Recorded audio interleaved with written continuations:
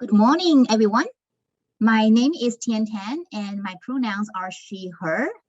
I am a professor of mechanical engineering at the U of A, and I'm also the academic co-chair of WISEST. Welcome to the celebration of research for the WISEST 2021 Summer Research Program. As we begin today, we acknowledge that the work we do and the lives we live in Edmonton and at U of A is situated on Treaty 6 territory, a traditional gathering place for diverse Indigenous peoples, including the Cree, Blackfoot, Métis, Nakota Sioux, Iroquois, Dene, Ojibwe Saulteaux, Anishinaabe, Inuit, and many others whose history, languages, and cultures continue to influence our vibrant community. Additionally, we want to also acknowledge the growing number of unmarked graves found on or near former residential schools across Canada over the past year. Our WISEST staff are wearing beaded pins handcrafted by Mi'kmaq artist Robert Pictou, and proceeds from these pins have gone towards the Indian Residential School Survivor Society. For all of us in Canada, this moment should be one of national mourning and a reminder that Indigenous people of this land continue to face systemic violence and oppression and are still dealing with the effects of intergenerational trauma. Let's pause for a moment of quiet reflection before we move forward with our celebration.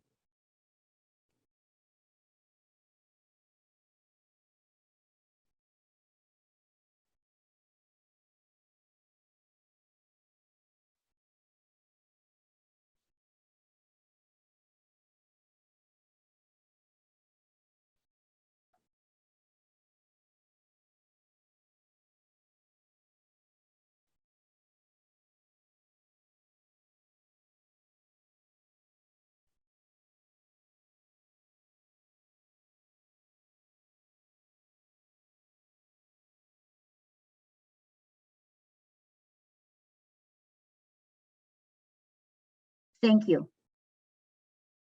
We are recording this for public distribution, and as it is a webinar format, if you have any questions you'd like to ask, please use the Q&A function, which will be monitored and moderated by members of the WISEST team as we have time to answer them. Please use the chat function for any technical issues.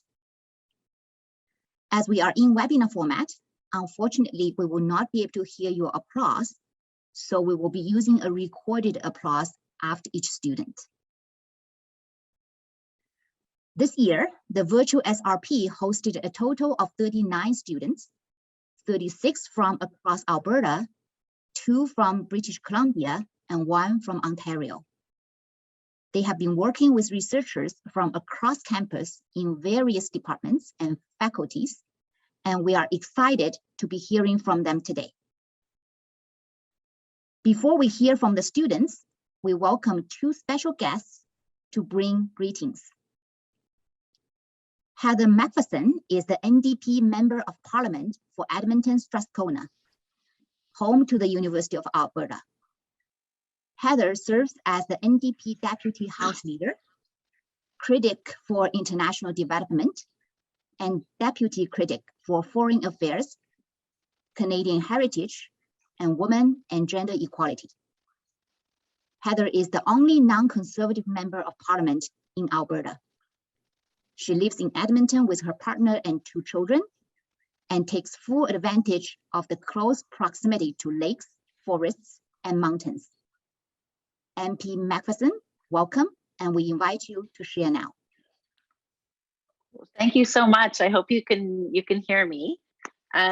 It's such a delight to be here, and I just want to take a moment and say how grateful I am for the land acknowledgement that you said. It's important that this not be something that we do as sort of rote, that it is something that we actually meaningfully mean. And I really appreciate the care that you that you took with the land acknowledgement. So thank you very much for that.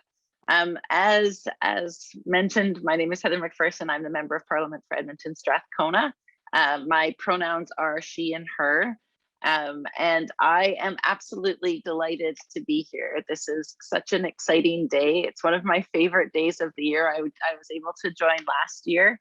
And I was able to join actually before I was a Member of Parliament and visit when we actually could do things in person. So I look forward to a time in the future when we can actually gather in person. I wanted to talk a little bit today. I won't take very much time because, of course, I think the most important thing today is to be able to hear from the incredible participants and hear about their research. And I'm really looking forward to that. But I did want to just take a moment to say congratulations to all of you. WISEST is an incredible program. It is incredible the way that it is, you know, identifying and working with the leaders in our community, the young leaders that we have in our community. I can tell you that my daughter, when she was in grade 6, participated in the younger program for WISEST people for the one-day program, and it was probably one of the highlights of her education so far. She's now going into grade 11, so I'm going to, of course, encourage her to participate as well as we go forward.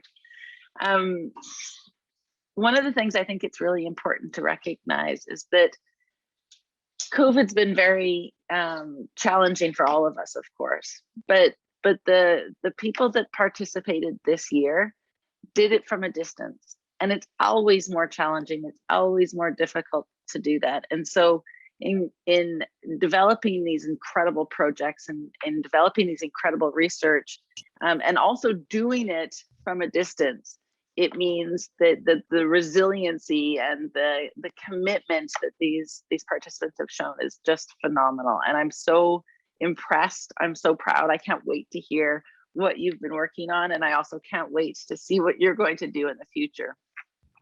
You know, as we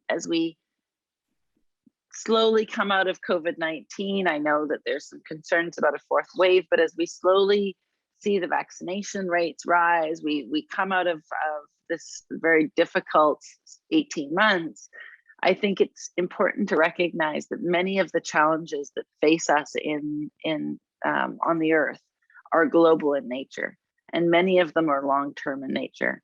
And the leaders that we need right now are young people that are committed to coming up with global solutions to global challenges like climate change, global challenges like, you know, of course, the COVID-19 and health pandemics. We know this won't be the last pandemic that we face. I also think that, you know, rising inequality, injustice around the world are things that we need to have young leaders speak up and help develop solutions for. So I couldn't be happier to be here. I know that the participants that are here with us today, that are going to share their research projects with us today, are going to be part of those solutions. We know young people are the ones that will bear the burden of climate change, that will bear the burden of some of our global challenges. And I have no doubt in my mind at all that the participants today will have every ability to find those global solutions to the problems facing humanity. Thank you very much for letting me be here today. Thank you for letting me listen to all of the projects.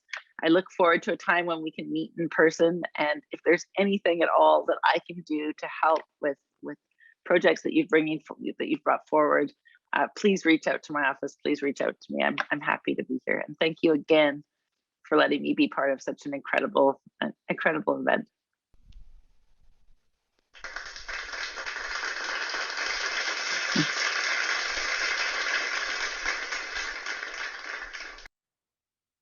Thank you, MP McPherson. Now I'd like to introduce MLA Jonas Irvin, elected to the Legislative Assembly of Alberta as the representative for Edmonton Highlands Norwood on April 16, 2019. Jonas serves as the official opposition deputy, whip, and the critic for Status of Women and LGBTQ2S+ issues. She has served as a board member and volunteer with many community organizations. Janice loves getting outside, biking, running, and exploring Edmonton's beautiful river valley. MLA Irvin, welcome, and we invite you to unmute yourself. Hello, everyone. Oh my goodness, I look a lot less beautiful than Heather this morning. Let's just be quite honest from the get-go. I'm, about a month overdue for a haircut. So you get to see me without a hat on this fine morning. Thank you so much. It is absolutely an honor to be with all of you here on Treaty 6 territory. And I too want to echo MP Heather McPherson's comments. I just truly appreciate the beyond the land acknowledgement, the acknowledgement of the work that needs to be done to address the atrocities of residential schools. And so thank you to all of you for taking that so seriously. And oh gosh, Heather just took a lot of what I wanted to say, but that's okay. We work together well, and so I really appreciate her being here too. Some of you may or may not know I was a high school teacher. I was a high school social studies teacher, so not science or math, but I miss it. And when I was asked to be a part of this, I thought, oh, that's really, really cool, because one of the things I miss most about teaching is seeing young people like you, students like you, doing amazing, creative, engaging things. And that's why, I just really support the WISEST program. I know that I had some of my students years ago who were involved in WISEST, and it's not just about offering opportunities for women and non-binary folks, but it's also about just what Heather said, like we're in a time where science and technology and engineering and math and research have never been more important, right? Scientists, I mean, we talk a lot, and rightly so, about the heroes in healthcare and on the front lines, but I think we forget to celebrate and congratulate those who are working behind the scenes, those who are working in science, right? Those who have done, think about the work that was done to create those vaccines in such a short period of time. And listen, I can't even pretend to understand what went on, what the amount of work and research done to get to that point. And so it's mind-blowing. Folks like me just sit back and watch from afar, but all of you are those leaders, not leaders of tomorrow. In fact, you're already leading with the projects that you're doing. And so I really don't want to speak too long. I just want to congratulate everybody who's participated in the program. Got to give a shout out to all the staff. I know they say on their website, the small but mighty staff team, and so you're appreciated as well. And so just to all of you, thank you for the work that you've done. I can't stay to watch all of the projects, but I can stay for a little bit, and I'm really looking forward to hearing what you've all been up to. So again, thank you so much for having me and giving me the opportunity, and kudos to all of you for your hard work. Thanks so much.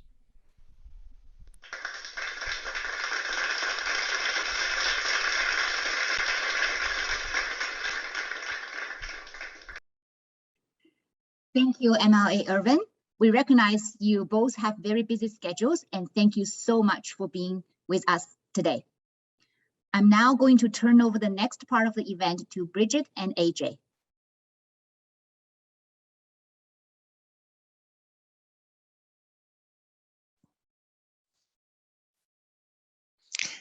Thank you, Tian.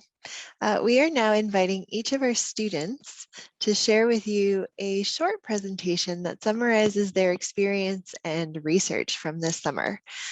We are going to introduce each student, ask that they unmute themselves, share their screen if they need to, or will share their screen if they need us to.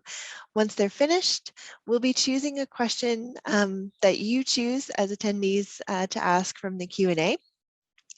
Attendees, please use the Q&A function to ask your question, either about the students' research or their experience this summer. Myself or AJ will be choosing the question for the students. So students, you don't have to worry about opening the Q&A and trying to follow along. We'll be moderating that for you. We would love to be able to answer as many questions as you have, but we're trying to keep on schedule. So we'll be moderating according to that. Students, please stop sharing your screen and remute yourself to indicate you're finished once you've stopped answering the question, okay? All right, so our first student to present this morning is Derescar from Edmonton, Alberta. Deres, please take it away. Hi everyone, I'm just going to share my screen. Okay, so hello, my name is Derescar. I'm from Edmonton, Alberta, and I attend Ross Shepherd High School. This summer, I was placed in the Engineering Safety Lab, and I got the opportunity to work with principal investigators and PhD candidate and supervisor, Dr. Lisa White, Professor John Kokio, and Hadis Ebrahimi. Together, we wrote a research paper on the bow tie analysis of the Lac Mégantic rail disaster. So in these past 6 weeks, we studied this train derailment and crash, which, as you can see here, had many severe consequences. In our research, we applied 3 different risk analysis techniques to find the key causes of this event. We used event tree analysis, root cause analysis, and the bow tie diagram. From analyzing the first 2 charts, we developed a bow tie diagram. This identifies potential hazards associated with an unwanted event, visually models the paths a hazard could take to cause significant consequences, and identifies the preventative and mitigative controls that are needed to reduce the process safety risk. So here you can see the bow tie diagram that we developed. On the left side, we have the potential threats that could cause this event, as well as a possible preventative action. On the right side, we have the consequences and the possible mitigating actions. From our research, we found that the top 3 causes of the accident were the unattended train parked on a descending grade, the number of handbrakes was not adequate, and there was excess rail wear on the track. We also developed some preventative measures, such as reducing the workload for crews, increasing track maintenance, and improving safety culture of the organization. So, why is this research important? Well, the reason that we did this project was to find the causes of this disaster in hopes that once identified, organizations can work to make sure these flaws are eradicated. Lastly here, I'd like to talk a bit about my experience in the SRP. The most memorable part of this program for me was how supportive and helpful both my PI and supervisor were. Their guidance and support led me to become even more inspired to pursue a career in STEM. I also got to work with these wonderful fellow researchers and coordinators that made this summer unforgettable. I'd like to say a huge thank you to my PIs, Dr. Lisa White and Professor John Kokio, my supervisor, Hadis Ebrahimi, the WISEST team, the WISEST co-chairs for funding this project, my fellow researchers, and of course, all of you for listening. So thank you all very much.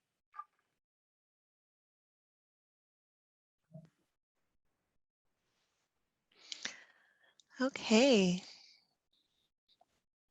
If any panelists, any of our students have any questions, if you want to put them in the chat. Okay, we have one. Deres, what was your biggest wow moment this summer, whether it be from the WISEST part of things or whether it be from your research part of things? What was the moment that really made you say, wow?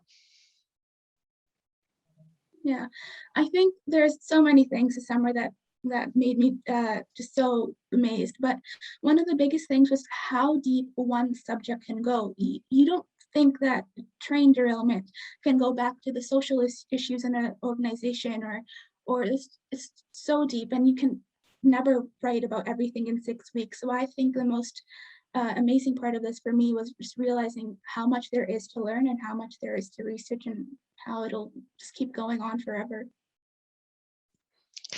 I'm going to ask 2 more very short questions. Which department were you working in, and did you do all of your work virtually this summer?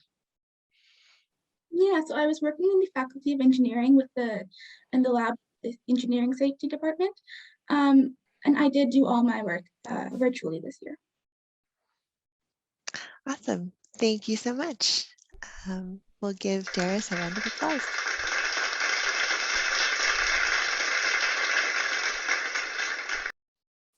Awesome, thank you. So next up, we have Jonas Wagenbaum. You can unmute yourself and share your screen.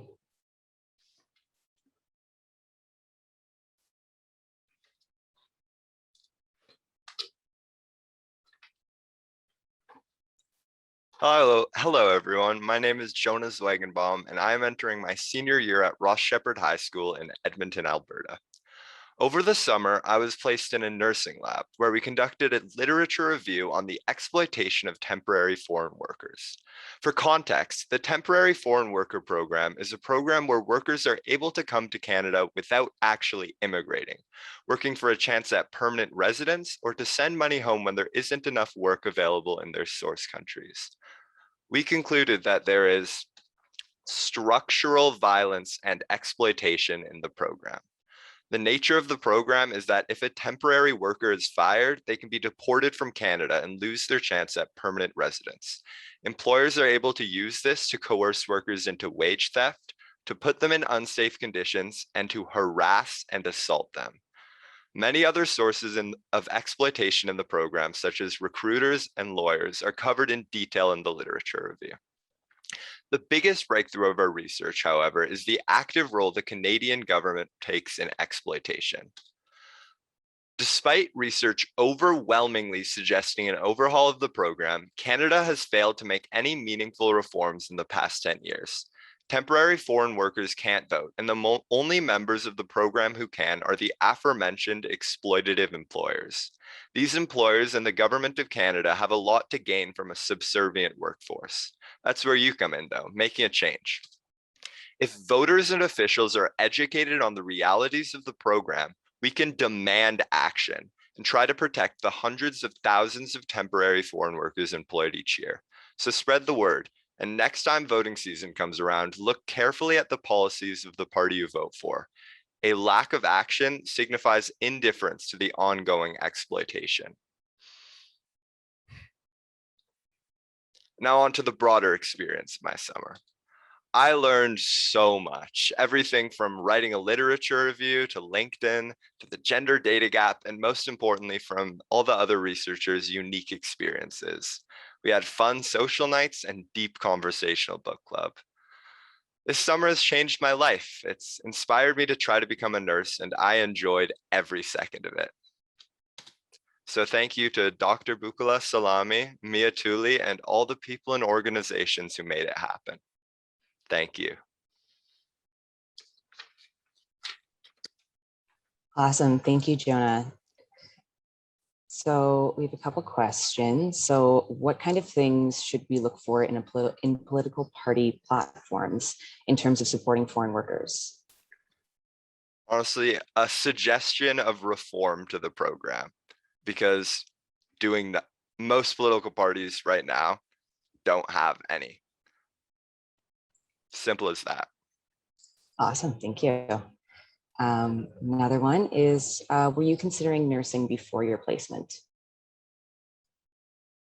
Very, very slightly, but I didn't really understand how amazing the field of nursing really was. But over this program, I learned from a couple mentors about experiences in ER nursing and patient care, and also the fact that you can work as a professor and research exploitation or masculinity. It's such a broad field, and the summer has really enlightened me to that fact. Awesome. We're a little bit ahead of time, so I will ask you a couple more questions potentially. Did you know about the conditions of foreign workers before the summer? No, not at all. There obviously isn't enough information about it in the public and in officials, which is why we gotta use knowledge translation efforts on the research already done to spread that information. Awesome. And one more, as someone who can't vote, how can they take action? That's a good question. It's everything from, like, you can volunteer for a political party, you can attend protests, you can donate to interest groups, And you can even spread the word about the abuses of the temporary foreign worker program, because it's obvious that there isn't enough knowledge about it in the public. So that information just needs to be spread. And there are a lot of links to academic articles in my literature review. Awesome. Thank you so much.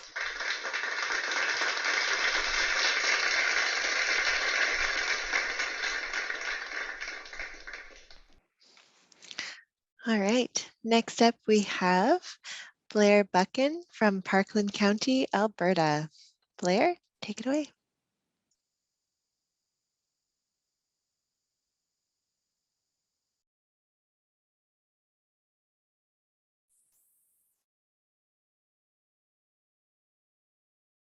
Hello, my name is Blair Buchan. I use she, her pronouns, and I'm from Stony Plain.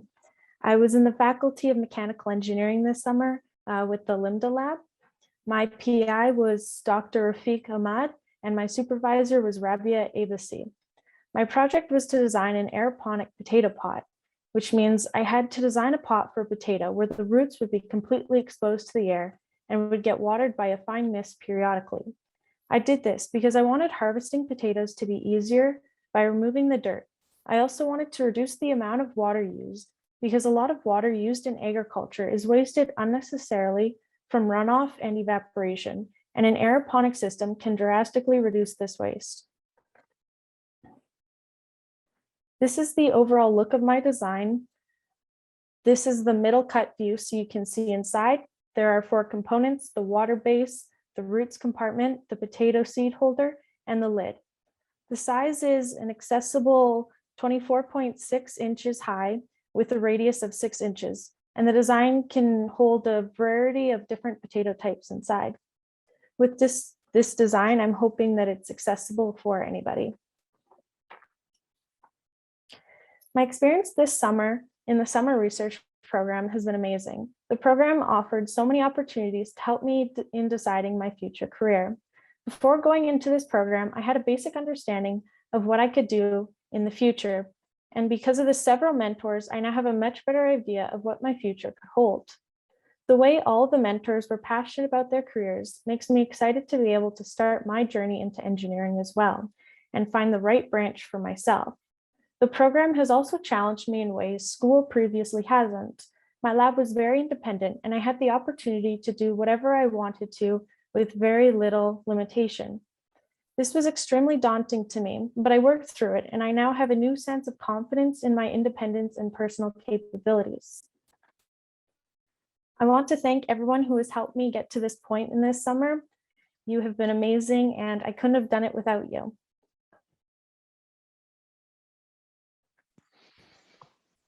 Okay, we have a couple of questions. So before WISEST, would you have considered mechanical engineering as a field of interest? It was certainly something I was looking into. My family has a history of engineers, so it's always been something that's been close to heart. Okay, and then do we have the ability to apply this tater technology on a larger scale? Yes, as of now, most of any aeroponics in relation to potatoes are done on a large manufacturing scale for seedlings for agriculture. Okay, and then a couple more. Are there any concerns when it comes to the function of your project? The main concern that I have is I was unable to figure out how to place a door on the base of the root compartment. So you have to lift up the lid to reach it, which might be a struggle for some people. So in the future, if the design had some sort of root access, that would be most ideal. Okay. And then without the dirt, how does your potato obtain nutrients? The nutrients is located in the water and has to be maintained by the person watering the plant. Okay. Awesome.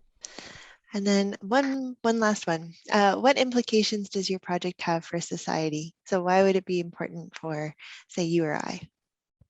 It's extremely important because a lot of water that could potentially be used for people for drinking is used in agriculture. And the way that we handle water now in agriculture makes up to 40% of it be lost within the process of watering it, which is huge considering the world only has so much fresh water.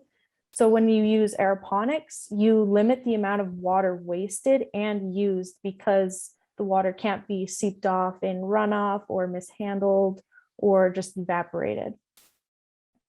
All right, thank you, Blair. Thank you.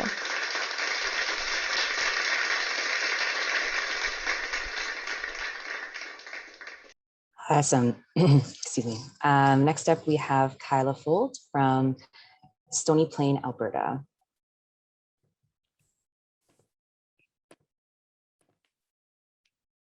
All right. Hello, everyone. My name is Kylea Fold, and this summer my placement was in mechanical engineering, specifically in the Limda lab. I worked under Dr. Rafiq Ahmad and Rabia Abbasi. So my project for this summer was to make an end effector or a gripper for a seed planting robot. First, you may be wondering, why is this important?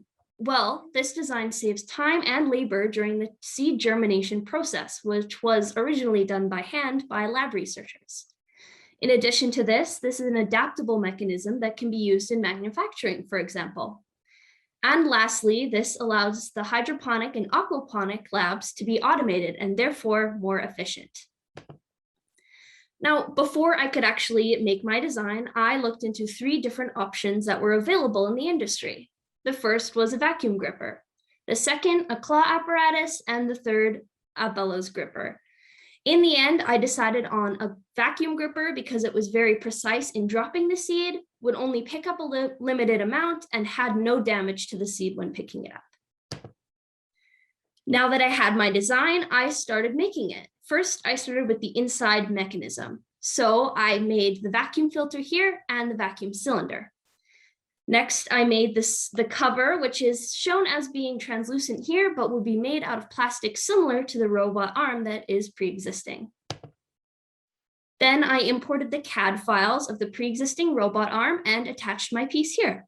And then the last photo is just it with an air compressor. Overall, this summer has just been such an incredible opportunity to learn from such diverse and knowledgeable mentors. I had no idea that there were so many types of engineering. Specifically, this program also had the opportunity to introduce me to mechatronic engineering, which I hope to pursue in the coming years. I would like to extend a huge thank you to WISEST, my principal investigator, my direct supervisor, my fellow SRP researchers, my teachers, and my sponsors for making this project possible. Thank you so much. Awesome. Thank you, Kai. Couple questions. Why did you choose plastic and not other materials for specific parts? Well, the plastic mostly is for matching the weight to the rest of the robot arm, so it doesn't cause mechanical issues. But with further research, I'm sure we could find a substitute that might be working better and have better environmental impacts. Fortunately, due to the duration of the program, I didn't get to look into a lot of alternatives, but it's definitely something I'll look into for the future. Awesome. So another question. Did your experience in robotics help you with your project? Oh, absolutely it did. And also, even this project helped me learn a lot more that I had no idea about robotics. I think overall, just robotics in general really helped, with design processes and in general, the 3D modeling process as well. Awesome. Another, I guess, quick one. Did you work with a specific plant seed? No, because the way that the nozzle is, it can work with pretty much any average size seeds, with an exception to carrot seeds, which are really small, and maybe some larger, heavier seeds. But other than that, it's a pretty adaptable design, so it can work with pretty much anything. Awesome. And finally, did you name the robot? I did not name the robot, but one of my SRP researchers did name it, but I forgot what it was called. Awesome, no worries.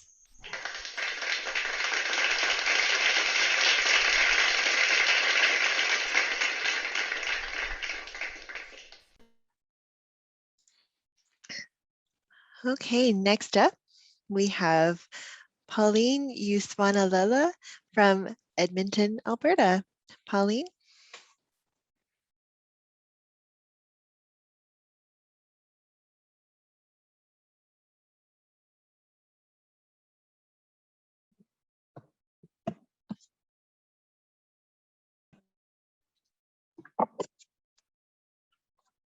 Good morning. My name is Pauline, and in this summer research program, I was in the neuroscience lab with my PI, Dr. Alan Chan. My research revolved around spontaneous brain activity, also known as resting state activity, which is an ongoing state of activity that spans across the surface of the brain. Researchers use that activity to study the functional organization of the brain, which is important because it can help us better understand brain activity and how it changes when brain disease is present.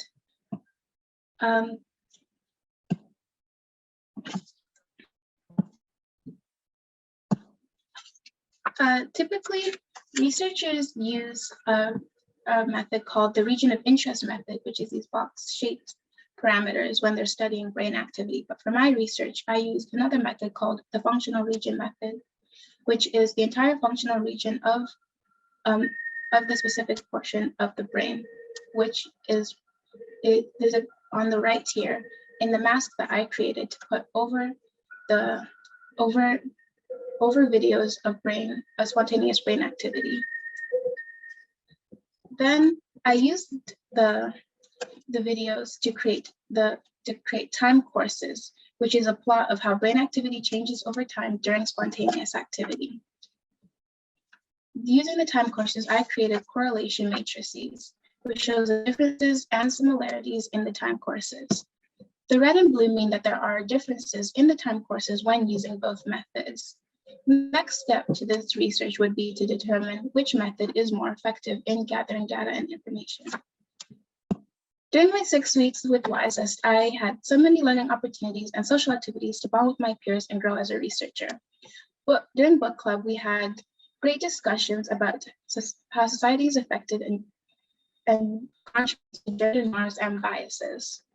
And during virtual lab tours, we learned about fields and careers that I did not know about prior to WISEST, which helped me feel more comfortable pursuing a STEM career. And lastly, I want to say thank you to my supervisors and research supporters for making this experience possible.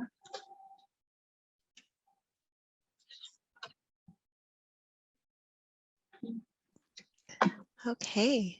Do you think you will pursue the same field you researched this summer?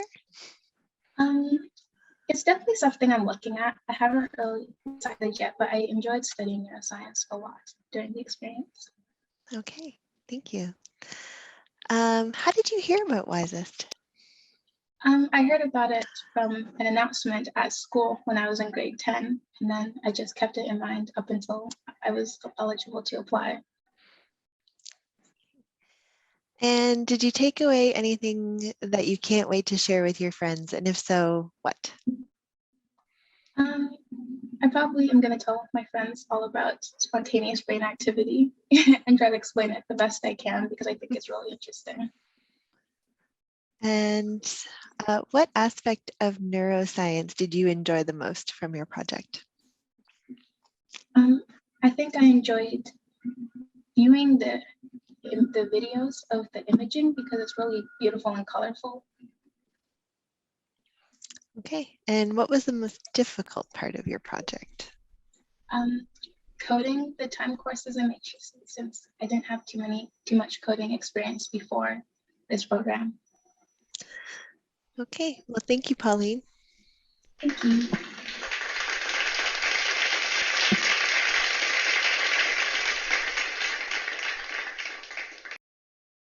Awesome. So next up, we have Chloe Reesen-Savard from Edmonton, Alberta. Hello, hello, hello. I'm just going to share my screen real quick. There we go. Move this over here. Yeah. All right, let's get into it. So, hi, everyone. My name is Chloe Reesen-Savard. I use any pronouns. And today I'll be sharing the research I conducted in the bioacoustic lab, specifically the spectrogram analysis of the warbling vireo, aka the wavy. So there is an incredible amount of information about this bird that I cannot go over in a single presentation. So instead of making you all bird experts, I'd like to ask you a question. How do you compare red and blue? Well, you might say red is the color of an apple, whereas blue is the color of the sky. Maybe you'd say that red is angry, whereas blue is sad. Now, how would a scientist compare them? These are the questions that my research asked of me, except instead of comparing red and blue, I was comparing Eastern and Western populations of warbling vireos in 126 locations across North America. Now, the biggest hurdle throughout these 6 weeks has been thinking in red and blue when I was studying these bird songs. It was far easier to say, this note sounds higher in the Eastern song, but I discovered that what sounds simple is often an inaccurate representation of scientific findings.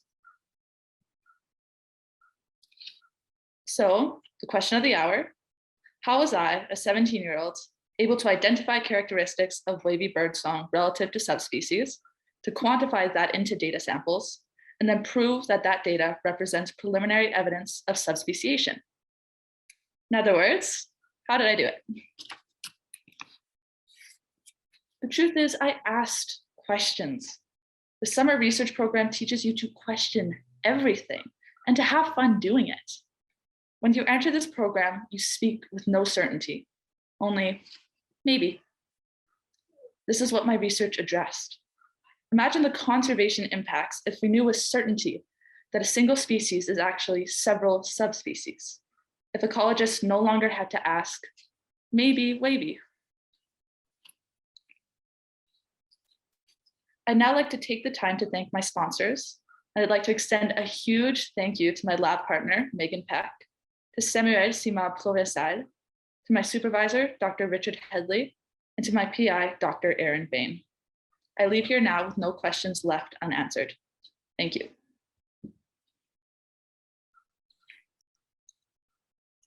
Awesome, thank you, Chloe.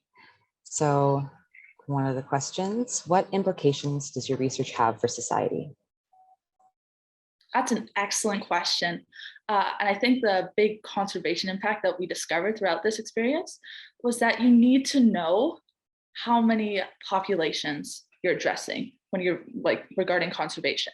If I think that the wavy is doing really, really well, but it turns out there's 2 subspecies, it could be that maybe the Eastern subspecies is doing really well, and then the Western one isn't doing well at all. That's not accurate. We have to address all aspects of it, not just a single species. Awesome, thank you. One more question. How many hours of bird songs did you listen to this summer? My favorite question, over 40 hours, far over 40 hours. Awesome, thank you.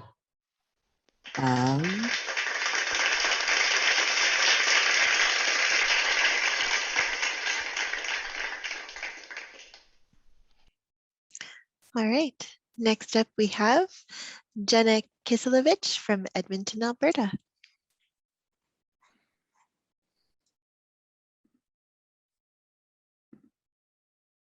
Hello, everyone. I will start now. So hello and welcome to Uncertainties in Radiocarbon Dating, Part 1. My name is Jenna and I attend Emmy Lizard High School in Edmonton, Alberta. And this year I was placed in the geobiology lab with my principal investigator, Dr. Andrea Dawson, and my fellow student researcher, Grace Tunsky. This summer, we looked at uncertainties in radiocarbon dates from sites across North America. To give you some background, radiocarbon dating is a process used to date materials using carbon-14, a radioactive isotope of carbon. We used fossil pollen sediment core data from the Neotoma Paleoecology database, and the map you can see on your screen represents sites from which our data was collected. Through the collected data set, we calculated error and looked at correlations between error and certain factors. One factor we looked into a little bit more closely was the impact of radiocarbon age on error. Here are some examples of plots we made using R, a programming language. One graph shows the age-error relationship according to dating method, and the other according to accuracy rank, with 2 being the best and 7 being the worst. The graph in the center shows non-separated data with a clear upward curve. All of the graphs demonstrate that there is a direct relationship between age and error, because as one variable increases, so does the other. This research is important because pinpointing the correlation between uncertainty and other factors is the first step to refining or developing methods to decrease that uncertainty. If error in the dates is decreased, scientists can then get a better understanding of when and where a past ecological event took place. Moving on to my experience in the WISEST Summer Research Program. This summer, I loved every session I got to take part in, but one of the most useful for me was the bundled digital science communication and personal branding sessions. These helped me to learn the background, barriers, and battle plan to tackling social media, specifically with a focus on digital science communication and communicating understandably and effectively online. Coming into the summer research program, I had no social media experience whatsoever. So these sessions really helped me to find my footing and begin to feel comfortable and confident in an online environment.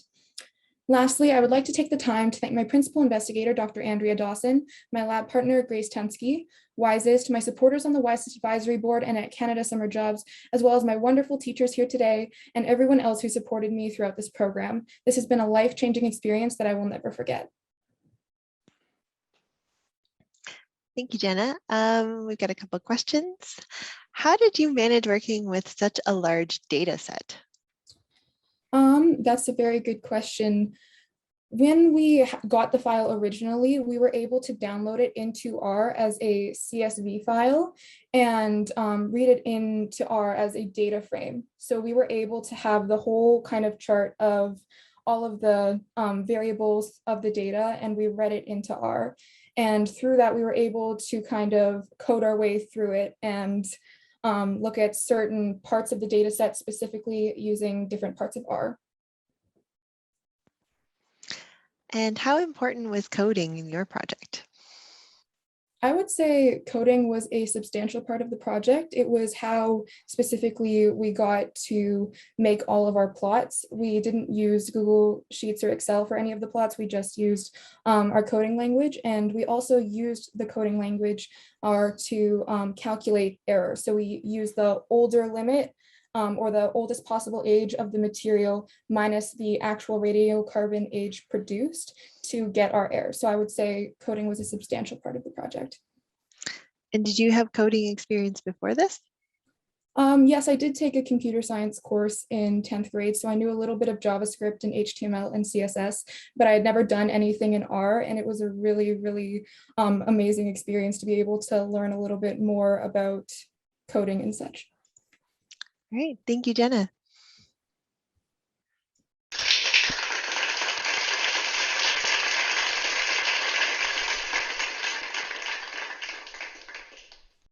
And next up, we have Shriya Sivakumar from Victoria, BC. Awesome, thank you, AJ. I'll just share my screen. Perfect. Awesome. Hello, everyone. My name is Shriya Sivakumar, and I'm an incoming grade 12 student at Mount Douglas Secondary School, which is located in Victoria, BC. I'm beyond excited to talk to you all about design of experiments in spinal and scoliosis research. Design of experiments, or DOE, is a sector of both statistics and scientific research that revolves around analyzing data and conducting controlled tests. My research uses Dr. Fazilet Dar's study and Dr. Lee's study to compare and contrast the efficiencies of recent scoliosis and spinal studies. So within DOE, a form of experiment called factorial design is used. A full factorial design tests every single possible combination to draw some conclusions. These designs are effective, but can also take a lot of time and can get expensive really quickly. On the other hand, fractional factorial designs choose a subset of tests to run, and if done tactively, they can produce the exact same results, but with less costs, time, and resources. This research is relevant to our world today because if more engineers are doing fractional factorial designs, a greater amount of quicker discoveries can be made. My project analyzed 5 different scoliosis and spinal studies, and this table here does a good job of showcasing some of the important details. One thing I'd like to go over is this average of significant factors, and this essentially determines how efficient each of the studies were. So the higher the percentage, the more efficient the study was. Now we have a pie chart that showcases that 40%, or 2 out of 5 of the studies were done using a full factorial method, and 60%, or 3 out of 5, were done using a fractional factorial method.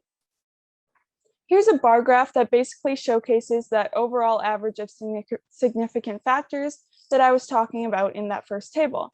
Here you can see the efficiencies of the different papers. Now on to my WISEST experience. So through WISEST, I've met amazing people in the industry, learned about the diverse career options within engineering, and also made lifelong friends that I can genuinely relate to. I would like to take the time to thank the coordinators for organizing the program so well, Threshold Impact for funding my research project, Dr. Kaisa Duke and Maha Eid for their consistent encouragement and valuable guidance, and Shan Magarva, my lab partner, who was more than a pleasure to work with. So just again, thank you. Awesome, thank you. We have a question. So what piece of advice would you have for future students about partaking in the program? For sure, yeah. I know personally, coming from a different geographical location than most of the students, I was a little scared that I wouldn't have much in common with them and it would be kind of awkward, but that was not the case at all. So I would definitely say be open-minded to talking to new people and just talk as much as you can, get rid of that awkward silence and just put yourself out there as much as you can, volunteer to host for events or just attend all the events that you can. I feel like that really helped me. Awesome. And how much experience in statistics did you have? Honestly, probably none. I know my school offers a statistics class in your grade 12 year, so I signed up for that, but I obviously haven't taken it yet. So pretty much none before this, and it was super cool to get a really good deep dive into statistics since it was something that I didn't know a lot about.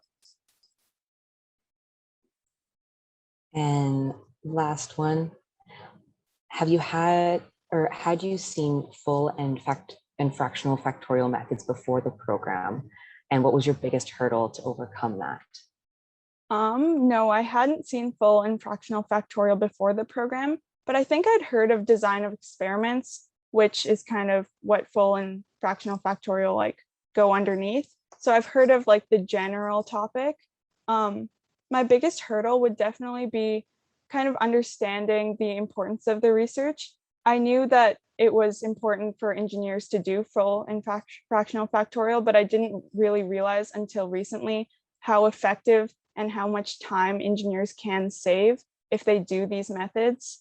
And if they're done properly and efficiently, it can actually make a really big difference on how research specifically in scoliosis and spinal studies is done. Awesome, thank you.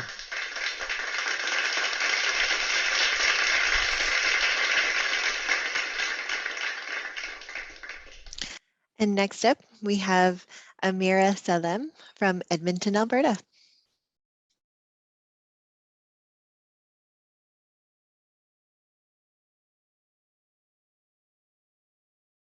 Amira, you need to unmute yourself, sorry. Oh, sorry.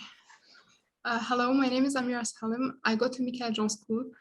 This summer, I was placed in psychology lab where I had the chance to conduct a comparative research between infants and songbirds. I had the chance to study how social interactions have an impact on the development and behaviors of both infants and songbirds. In the first case, we conducted an experience with an infant that we put with his mother in a playroom, and the mother had to interact directly with the sounds that her infants produced. In the second case, the mother was placed with her infant in a playroom, but she didn't interact with the sound that he produced. We then recorded the sounds that the infant made in both cases and studied the frequencies and the differences between both cases. In the second case, we conducted a playback experience where we observed the sounds produced between songbirds and between songbirds from different flocks. And we compared the results between infants and songbirds to see how, in both cases, social interactions had an impact on their behaviors and on the sounds produced by both of them. This research was important because it allows us to learn more in depth about infants, the development and behaviors of infants, but also of songbirds, compared to if we were only conducting the research with only infants and songbirds. This summer wasn't only about research, it was also a really amazing experience with all the PD sessions and mentor sessions that I had the chance to assist to. I would like to thank everyone that made this experience possible. I would like to thank my PI, my supervisors, and all my my student researchers. Thank you.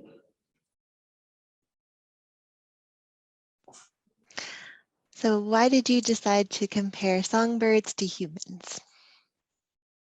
Well, I think that both infants and songbirds have a very different structure, but I was interested in seeing how much similarity there can be, even if the structure is different. And I was really impressed by the amount of similarities that there was between the both of them. Thank you. And what was your favorite PD session? It was the one where we learned about social media and how to use that in a better way. All right, thank you.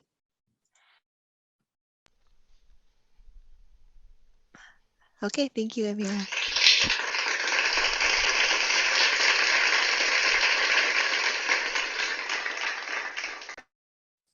Next up, we have Dana Hristova from Edmonton, Alberta. Okay, so sharing my screen.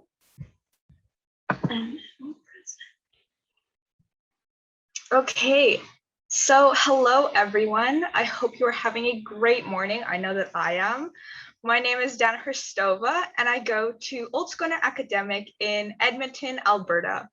As a part of the WISEST SRP program this year, I got placed in a mechanical engineering lab with my principal investigator being Laura Chen and my supervisors being Dr. Tang and Dr. Iranji. My research was focused on summarizing the current 3D printing methods and materials used for 3D printing.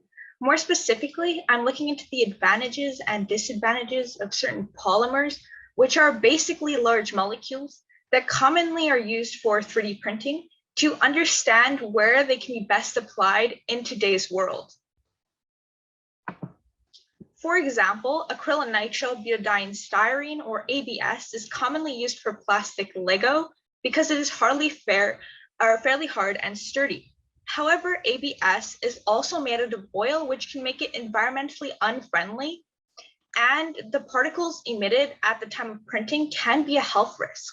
So by summarizing these advantages and disadvantages, we can now find better substitutes or highlight an area in which future research needs to be done to find something that is in fact safer to print or more environmentally friendly. Now on to my experience. My experience doing this research and being a summer researcher this year while still being in high school was honestly, as others have said, a once in a lifetime opportunity. Outside of the research, my favorite parts were really the socials because we just got to know each other and really decompress after doing work for 7-ish hours. I think that being immersed in this new world of research, though absolutely amazing, was also quite challenging at times. And these socials really helped alleviate some of that stress. Finally, I would like to thank the WISEST team, Bridget, Hannah, AJ, Fervone, and Helen, for allowing me the opportunity to embark on my research journey this summer. Thank you also to Threshold Impact for generously sponsoring my participation. And finally, thank you to my principal investigator, Laura Chen, and my supervisors, Dr. Tang and Dr. Iranji, for their continuous support of my research and my learning process. Thank you so much, everyone. Awesome, thank you. So what would be good alternative material to ABS? So further research has been done, and we've been looking into things like polylactic acid, which is another polymer, but it is like more biologically friendly. However, it doesn't really have the same comparable mechanical properties at this point. So further research does need to be done in that field in order to find something that is has those same superior mechanical properties and is also environmentally friendly. Awesome, thank you.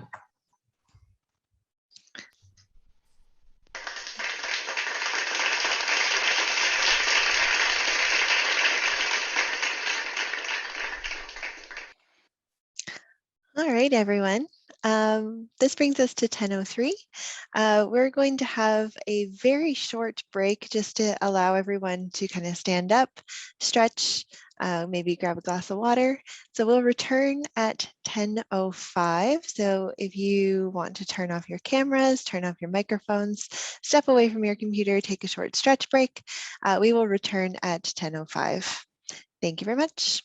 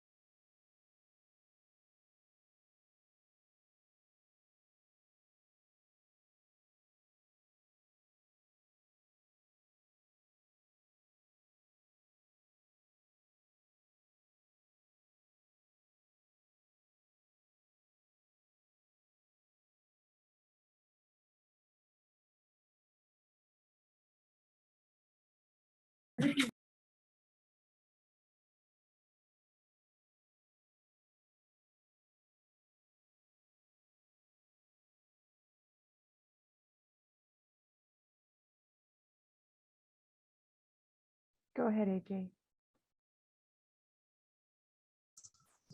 All right, we will start back up with Megan Peck from Onaway, Alberta.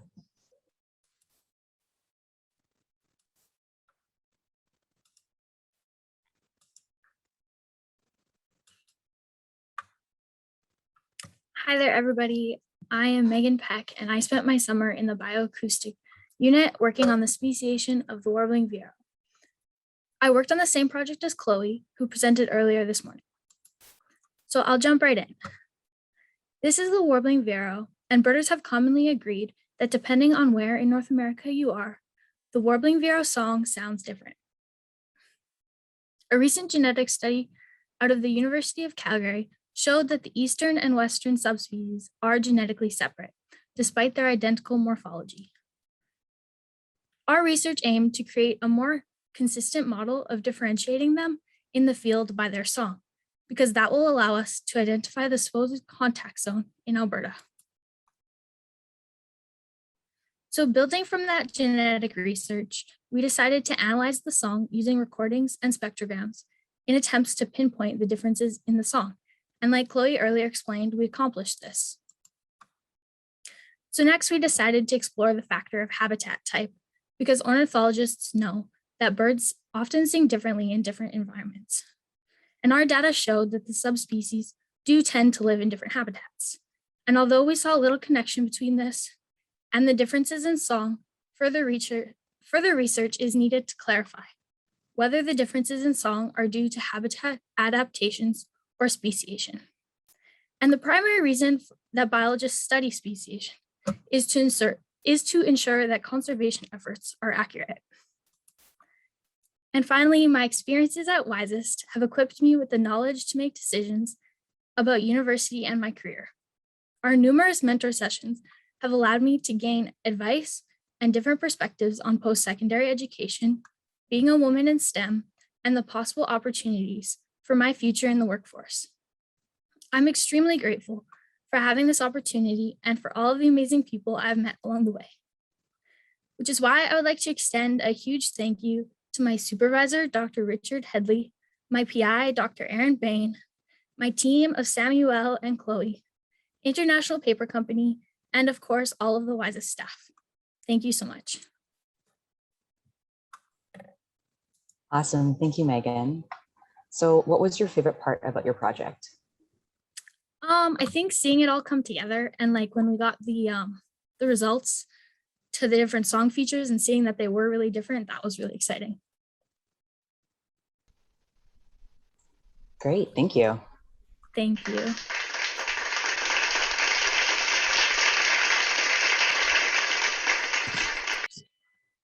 And next up, we have Aisha Osman from Edmonton, Alberta. Okay, I'm just going to share my screen here.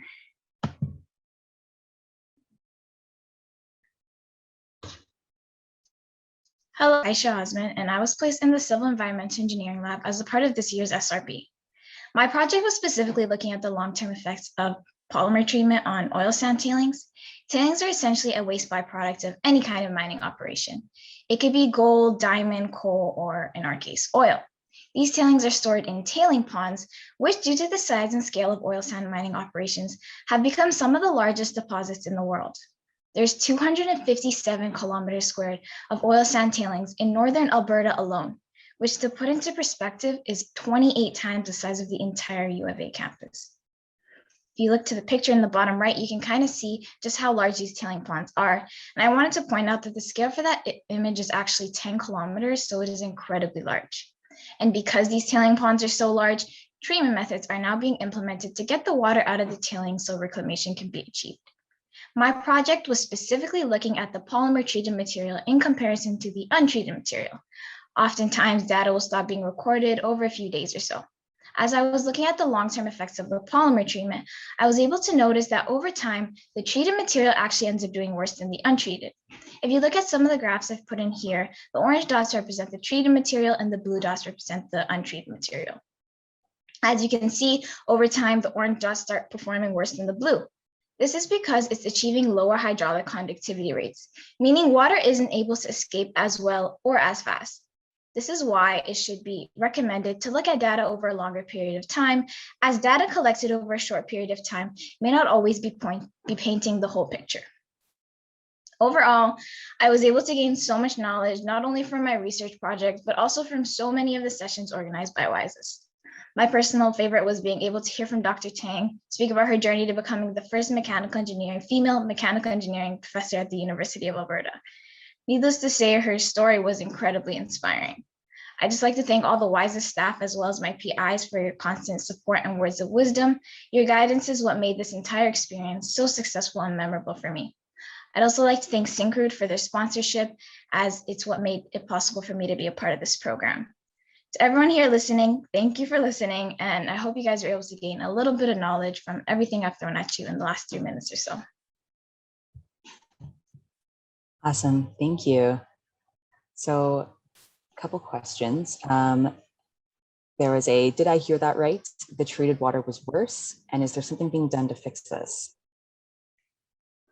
Well, this field of research is actually relatively new, so I was just looking into seeing, is it actually performing worse over time? And I was able to find that it does. So definitely now there needs to be further research conducted into looking at how we can tackle that. Awesome, thank you. Thank you.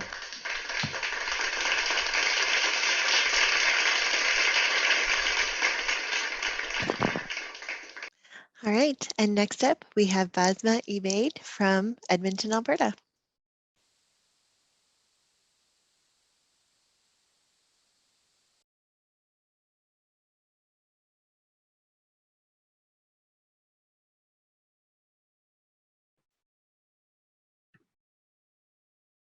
Hi, my name is Basma Ebaid, and this summer I was placed in the Canadian Railway Research Laboratory at the Department of Civil and Environmental Engineering.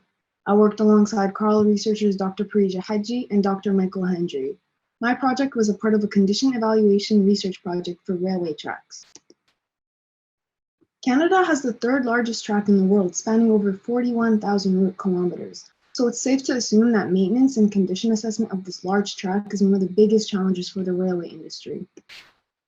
The purpose of my project was to evaluate and assess track conditions using cutting-edge technologies to help reduce track failure in railway operation and increase track safety and efficiency. So how did we do this? In my data analysis, I studied approximately 300 kilometers of track from Edmonton to Jasper. The first thing we did was retrieve the coordinates of the track from Google Earth. Then we coded geographic measurement formulas into MATLAB to convert these coordinates into distances. Now with these coordinates and distances, we can graph the data measured by monitoring technologies. These technologies measure the vertical track displacement and the contact wheel forces. Now with our graphs of data, we did a statistical analysis to determine areas of the track that fall into the range of good, average, and poor condition. So why is this important? These track evaluations help us catch problems in the track before they lead to severe disasters which save both lives and money. They help engineers diagnose areas that need top priority, and they help researchers develop new and efficient tech to solve these problems. During my WISEST experience, I've learned how to make Gantt charts, code in MATLAB, and develop my professional network. Overall, I have gained invaluable knowledge that will help me for the rest of my academic journey. And on top of all of that, I've made great friends along the way.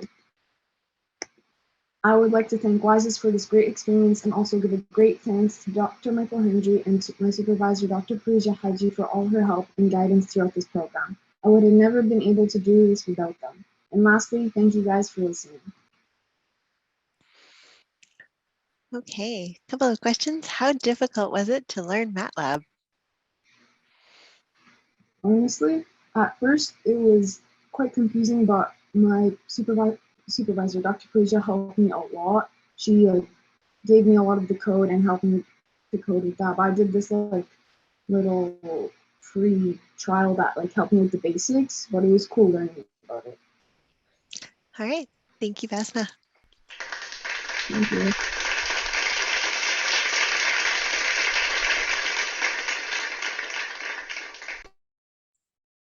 Next, we have Sabrina Lowe from Calgary, Alberta.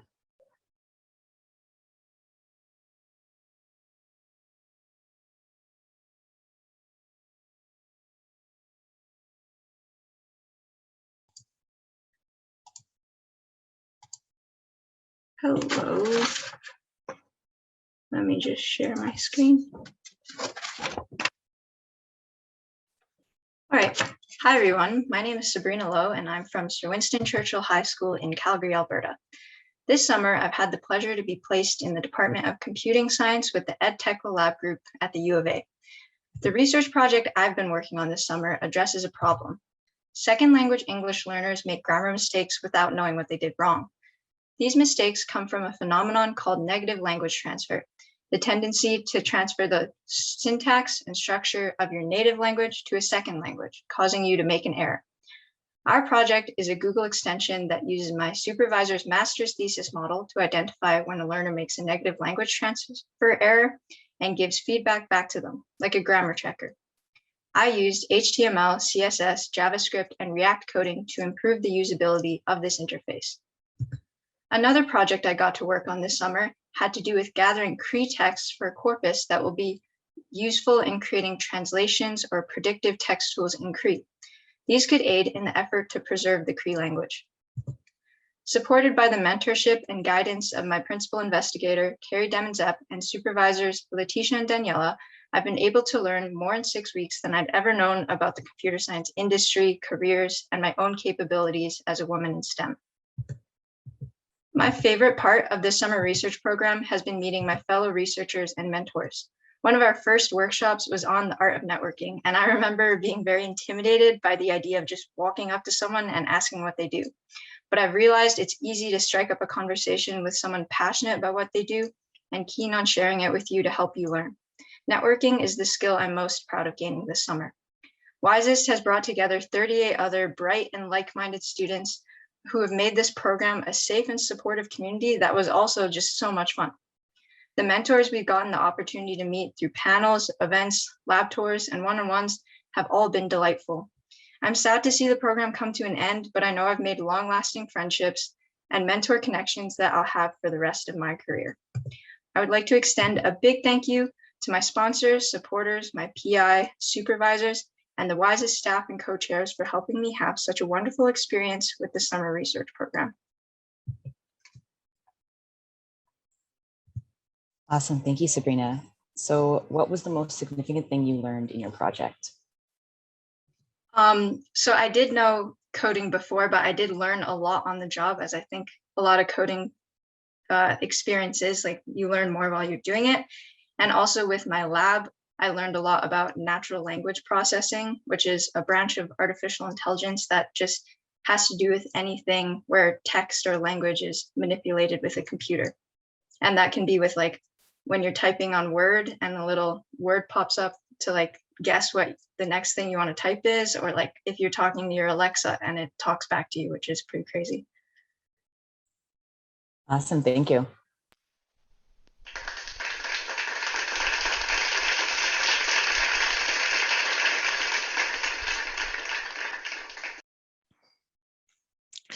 All right, and next up we have Adia Duth from Milton, Ontario. Great, thank you. I'm just going to share my screen.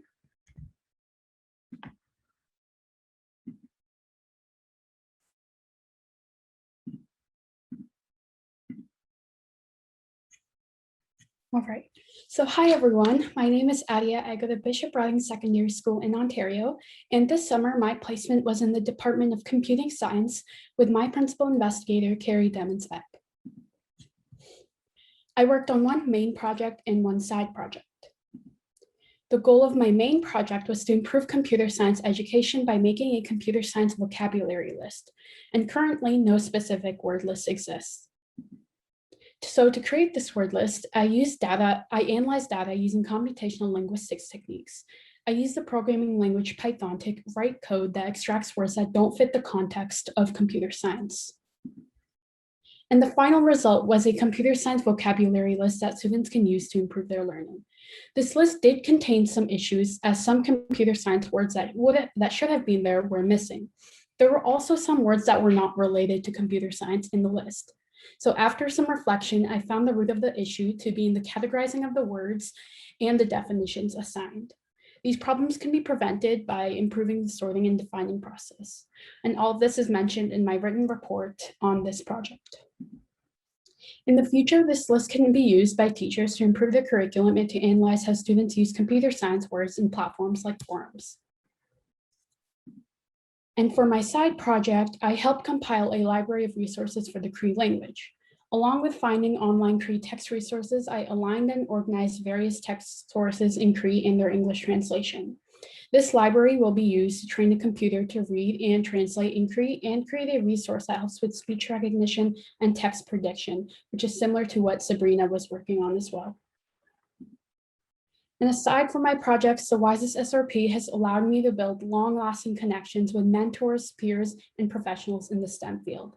And my favorite part of this summer was the professional development session where we learned how to build a personal brand for our career and improve our online professional presence. WISEST has left a lasting impression on me, and I'm so grateful to be a part of this program. And to end off, I'd like to thank my PI, Carrie, for her guidance, and Motorola for sponsoring me.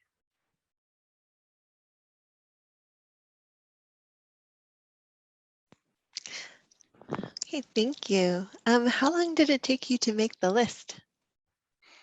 It took most of my time here at WISEST. I would say about 4.5 weeks, just because it involved pre-processing and writing the actual code and then analyzing that list to make sure it was functioning correctly. And did you take any computer sciences courses in high school? I did. I took one computer science course in grade 11 before coming to WISEST. Awesome. Thank you, Adia.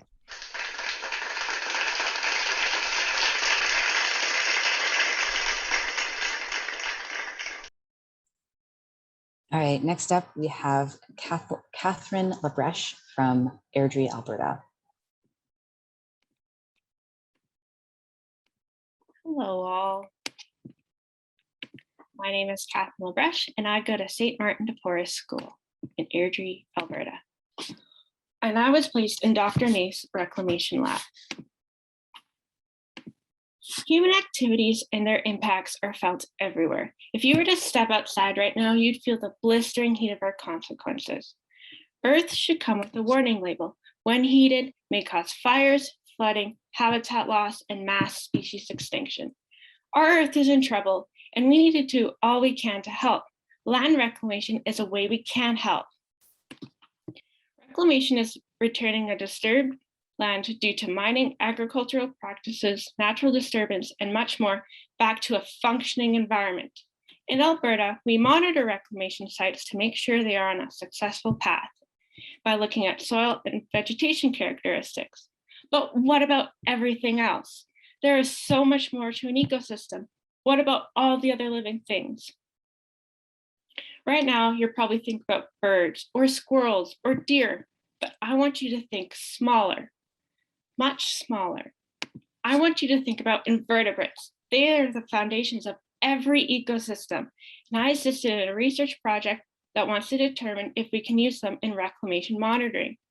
The invertebrate group that I looked at specifically was beetles. Beetles react to changes in their environment. For example, they'll react to moisture in the soil. Beetles are also largely connected to other flora and fauna. For example, dung beetles eat fruit, feces, and carcasses.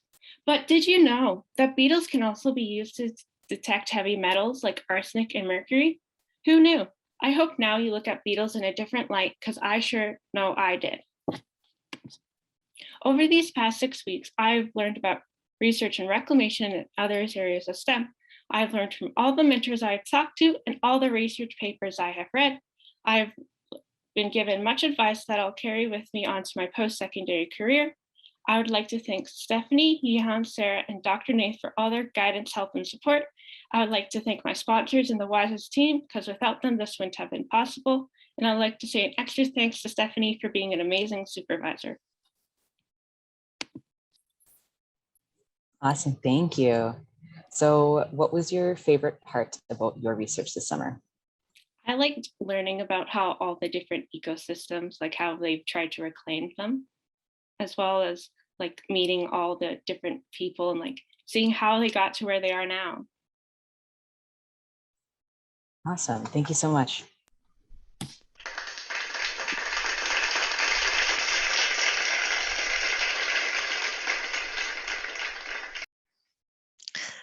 Okay, next up, we have Shan McGarva from Fort Saskatchewan, Alberta. Good morning, everyone. I believe Hannah is sharing her screen for me. Okay, yeah. So, hello, my name is Shan, and today I'm going to be talking about design of experiments methods in cartilage properties research. So, design of experiments, or DOE, is often used in engineering for determining the influence of factors on the outcome of an experiment. Specific methods for organizing these are called factorial designs. So there are two main types of factorial designs. There's a full factorial, which involves testing all possible combinations of factors. And while this can be very thorough, it can also be very expensive and time-consuming. Sorry, it'd be great if you could change this slide real quick. A fractional factorial is when only a subset of tests are conducted from a full factorial, And so a strategically chosen fractional factorial can actually be just as efficient and less expensive than a full factorial design. For my project specifically, I looked at the article, which will be on the next slide, which basically explained factorial design, computer modeling, and statistical analysis, and how this can be applied to the field of biomechanics. This paper is cited over 160 times, but I took a look at 6 articles which included cartilage or property of cartilage as a main factor in their experiment. So as you can see from the next slide, the first thing I looked at was what kind of design did they use. So I found that 1 out of 6 articles used a full factorial, while the rest used some sort of fractional factorial. On the graph on the right, you can see a breakdown of the specific kinds they used. The next thing I looked at was whether that cartilage factor was deemed significant.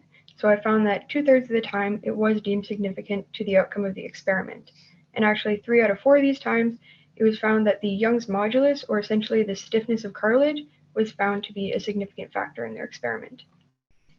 So this is important because it can show how design of experiments methods can be applied to research, especially cartilage research, and can also help aiding research in determining efficient factorial designs. Moving on to my SRP experience, my biggest takeaway has definitely been to step out of my comfort zone and meet new people. So this has been through mentor opportunities, connecting with other people, other researchers in the program. And this has really helped me connect with people with similar interests, experiences, and passions as myself. Lastly, I'd like to say a thank you to my PI, Dr. Kaiza Duke and Maha Eid, for all their help and guidance throughout the program, and my lab partner, Shriya Sivakumar, as well as my sponsor, the Rotary Club of Edmonton, and WISEST for making this experience possible. Thank you.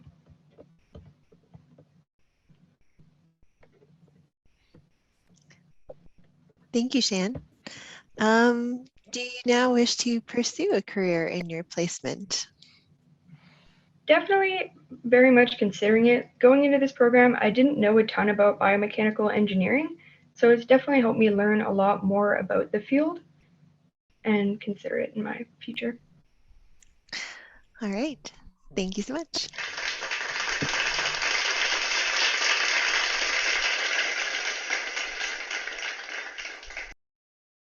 Next up, we have Divya Prasad from Edmonton, Alberta. Hello, I'm just going to share my screen.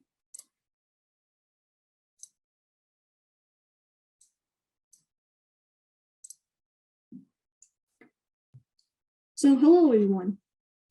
I'm Divya Prasad and I'm going to grade 12 in the upcoming academic year at Temple School in Edmonton, Alberta. This summer I worked in a computer science lab under Dr. Carrie Demons-Up. So what exactly did I work on this summer? So here's some analogies I made using an AR model to describe my projects. The top 2 pictures show the concept of a website interface for predictive text models in Plains Creek. Essentially, as the user is typing, the model will guess the next character or word. And the bottom left shows a game that I tested called Sound Hunters. In this game, the player hears a Cree syllable or word, and they're given a bow and arrow to shoot the correct deer that contains the sound. Another side project I worked on, as shown in the bottom right, was collecting Cree text from the web and making an online database for it. At heart, it was like a library of information in Plains Cree, so that we can make use of language technologies like machine translation. All these projects merge computer science and technology with efforts to preserve the Cree language, and I thoroughly enjoyed working on them. So, my WISEST journey, how was it? My time at WISEST has provided me with valuable experience in fields that are underrepresented in my gender. One of my favorite events in the program were the mentorship opportunities. In these sessions, we met with people that are further along in their professional careers, and they would give us insight about their journeys, such as obstacles they faced or motives for pursuing their respective careers. We would also ask any relevant questions we had. These discussions helped me gain clarity for university and the professional world, especially with tips and advice. And I would like to thank Dr. Carrie Demons-Up and her entire EdTechla team. Special thanks to my sponsors. I would also like to thank WISEST for hosting the summer research program. And thank you to the SRP students for making the program so memorable. I would also like to thank my teachers that are attending. And last but not least, thank you to our lovely audience for taking the time out of your days to watch this special event with us. We greatly appreciate it. And also as a side note, if you want to view the full AR model I made, here's a QR code for that. You will need to download the Adobe Aero app, but it's free, and then just scan the code and it should work. You can also like screenshot this to try it out later. And that's it.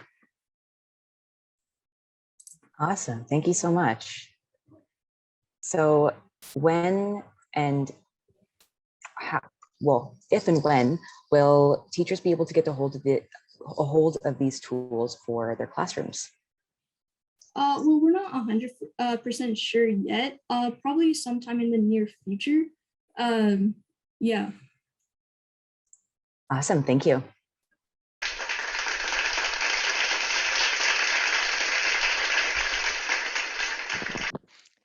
Okay, and next up we have Grace Tunsky from Edmonton, Alberta.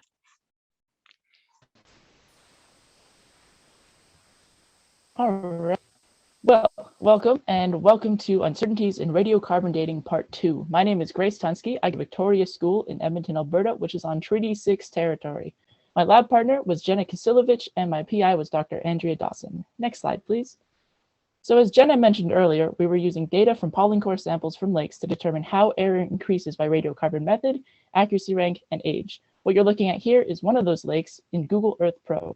After locating the lake, we created a polygon on top of it and measured the area of the lake. Next slide, please.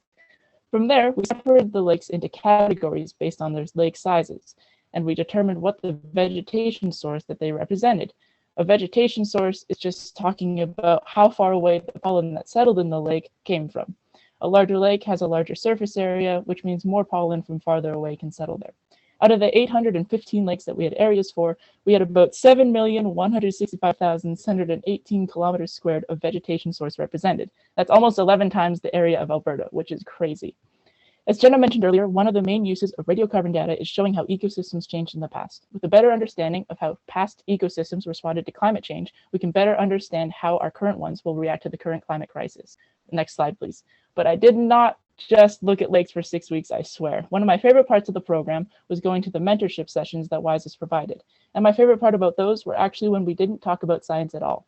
I found it very valuable that we talked a lot about mental health, imposter syndrome, and inclusion and diversity in academia. I think these concepts are very important to continue talking about as we move back into our classrooms this September. So thank you so much, and a special thank you to everyone who works at WISEST, the Glenora Rotary Club, my lab partner, Jenna Kisilovich, all my fellow student researchers, everyone who came out to support me, and of course, Dr. Andrea Dawson for having me in her lab this summer. Thank you. Okay, thank you, Grace. What prior skills had you developed, if any, before entering the SRP that assisted you with your research? I would say critical thinking was huge, just thinking about the data that we were taking in and how to work with it. I didn't have any experience with coding or creating graphics or anything like that, but critical thinking was certainly huge. Okay, and I feel like there might be a story here. What was your favorite lake name? Oh, there was one called Bear Butt Lake, but bear like the animal. It was fantastic. Okay, thank you, Grace.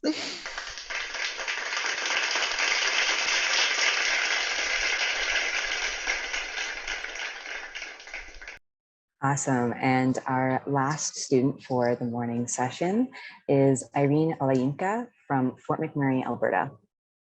Good morning, everybody, and thank you for the floor, AJ. Give me a moment to share my screen and we will get started with the presentation.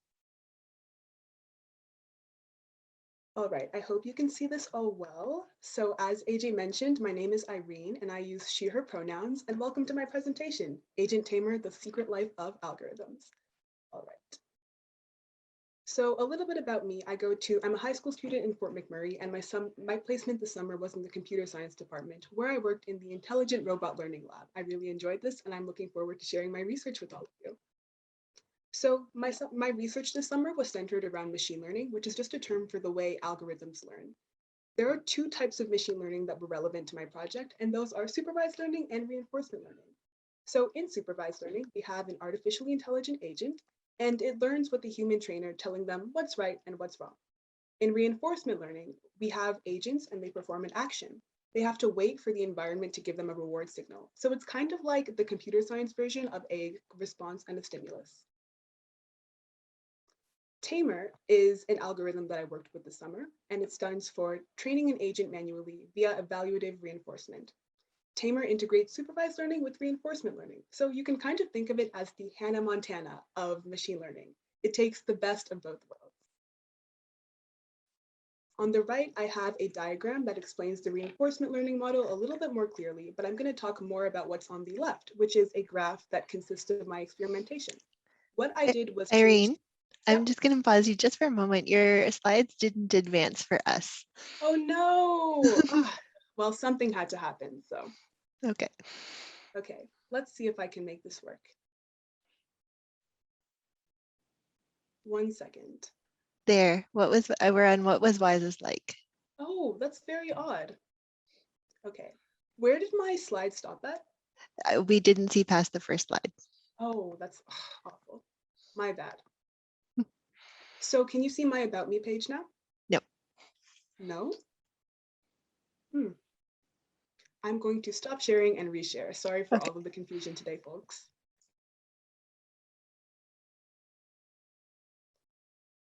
Can you see it now? Yes, this is your About Me slide. Yes, it is. All right, so we have moved on past all of that. I will go to my research slide. Can you see the two pictures next to each other? No, we're still on your About Me slide. Very interesting. If we can go to your research slide where you're talking about that, maybe we'll go to that. Sounds good. Okay. Oh, very odd.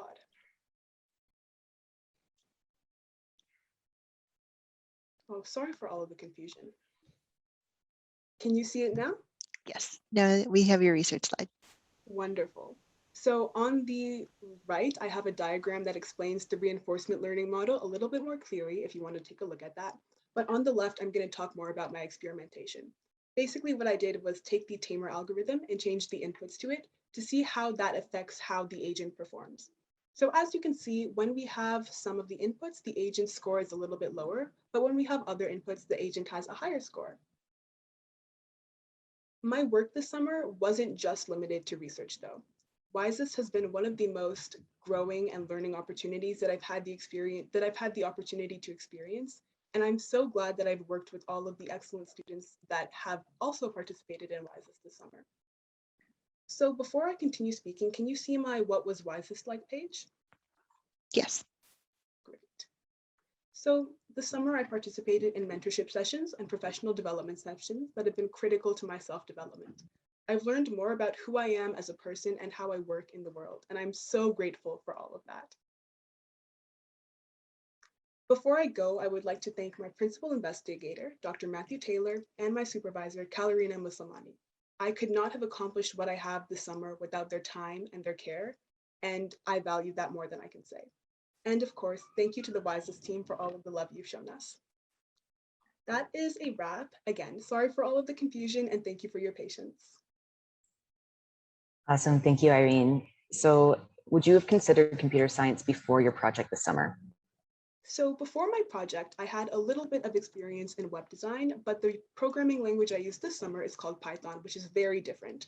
So this is a long-winded way of saying I considered some aspects of computer science more than others, but I'm glad that I've gotten to learn more about it. And yes, I definitely consider going into it. Awesome, thank you. Thank you.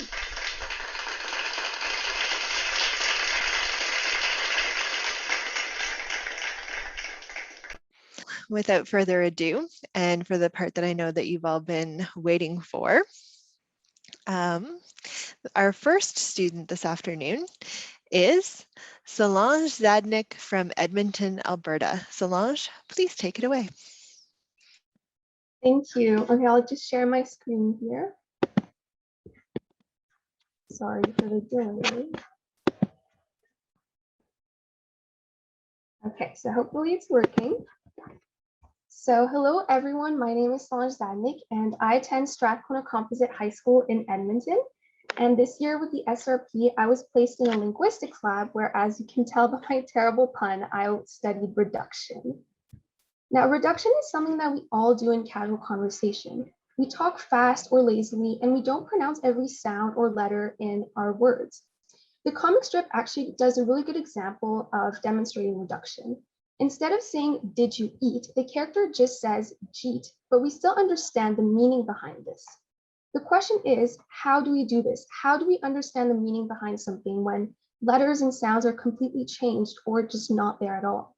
And once we do understand that, how do we apply that to speech recognition AI and teach them to do the same thing? Now, my research focused on two specific sounds subjected to reduction that have been less studied. Those two sounds are the and thus. For example, that and through. I labeled 500 spectrograms of words containing those two sounds and categorized them based on how they were pronounced in that context. My results concluded that most of the sounds were deleted, meaning they weren't pronounced at all in that context, while most of the sounds were pronounced as fricatives, which are actually the type of sound that the is, so they were technically correctly pronounced. Now, this research really served as a database for future research to be done on this topic. Now, the SRP wasn't all research. It was also just a really fun and supportive community, and that really showed through our social events and our book club, where we got to talk about really real conversations on topics such as the gender data gap and just some of our personal struggles. But one of the biggest highlights for me was talking to professionals who are passionate about their work, and having that in a mentorship context really motivated me to go and study something that I would love as well and be a part of that passionate STEM community. I would really like to extend a big thank you to my lab, the Alberta Phonetics Laboratory, my amazing PI, Dr. Tucker, my dedicated supervisor, Scott Perry, my lab partner, Ashley, and all the sponsors who made this possible. And, a big thank you to the WISEST team, because this was an amazing experience. So thank you so much, and I'm open to any questions.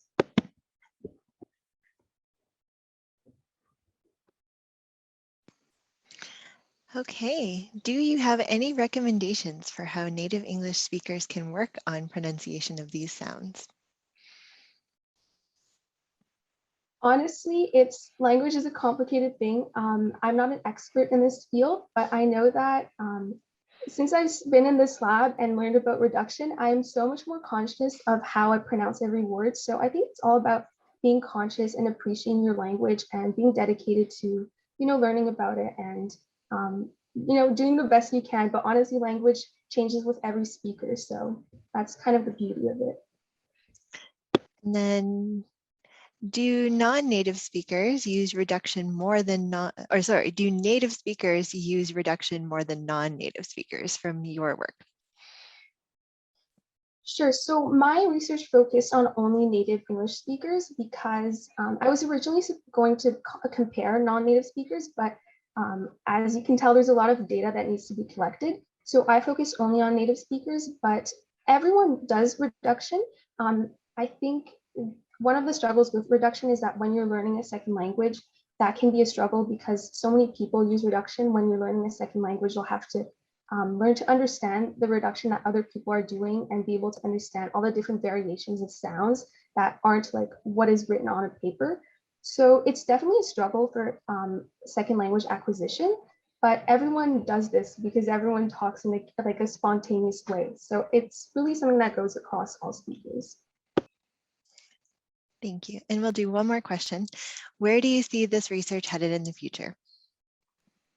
Sure. So I think for my personal research, I had 4 categories of sounds, and I think that it could be even like coded in a more detailed way. I did have a category that was other, so sounds that didn't really fit into like predetermined categories. So I think that we could go look at the data again and make more categories to be able to separate all of those little other exceptions and learn more about those. So definitely more data on that. And then once the data we have more on that, I think there should be maybe some more comparisons with other like different kinds of speakers from different places. Mine was only Alberta and Saskatchewan, so we could do it with other speakers. So I think right now the biggest thing is to gather as much data as possible. And then to all the professors out there in linguistics, I'm sure they'll have some amazing theories to be done on that. Okay, thank you, Solange.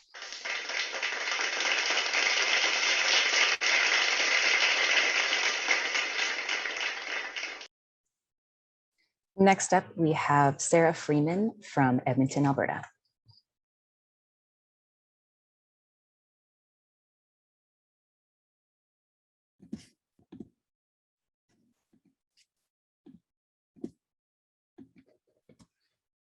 Hello, everyone. My name is Sarah Freeman, and I am a student going into grade 12 at Strathcona High School. This summer, I was placed in the Faculty of Education, where I worked with Supervisor Bridget Fraser, who is also WISEST Coordinator, and PI Dr. Mark Higgins. My area of focus was looking at the Alberta Draft K-6 Science Curriculum through a lens of anti-colonialism and feminist science standpoint theory. The goal of my project was to explore the portrayal of Western science and Indigenous ways of knowing, and to examine how the relationship between the two was presented. Anti-colonial analysis brought out instances in which Indigenous lives and ways of knowing were misrepresented, erased, or omitted. Through the use of feminist standpoint theory, which emphasizes how cultural values influence a person's viewpoint, I was also able to identify instances in which Western dominance was perpetuated. Both types of analysis were used in tandem to examine the curriculum, and I broke down my analysis into 3 categories: passages that misrepresented Indigenous ways of knowing, abbreviated here as IWK, those that erased Indigenous ways of knowing, and those that asserted Western dominance. In my paper, I also divided the information in these 3 categories into 6 more specific subcategories and broke it down further by each grade. I cataloged a total of 68 passages in the curriculum that in some way reinforced the subjugation of Indigenous ways of knowing to Western science. My takeaway from this is that it is not enough to mandate the inclusion of Indigenous ways of knowing into curricular materials. This must also be done responsibly and constructively, or there is a very real possibility of causing further harm through the assertion of continuing colonialism. While my project was different from many of my peers' work, I still took a lot away from the WISEST experience. One highlight was the Doing Science Differently panel, through which I was able to learn about other areas in which critical lenses can be applied to science, by speaking with mentors involved in queer and cross-cultural studies. I also had the opportunity to learn from a researcher using critical lenses, who my supervisor and I interviewed on the WISEST podcast. While approaching this subject was pretty intimidating at first, with WISEST I had the tools and support that I needed to succeed. I'd like to thank my sponsors, the WISEST Advisory Board and Canada Summer Jobs, as well as my supervisor, Bridget Fraser, PI Mark Higgins, and the WISEST team for their support this summer.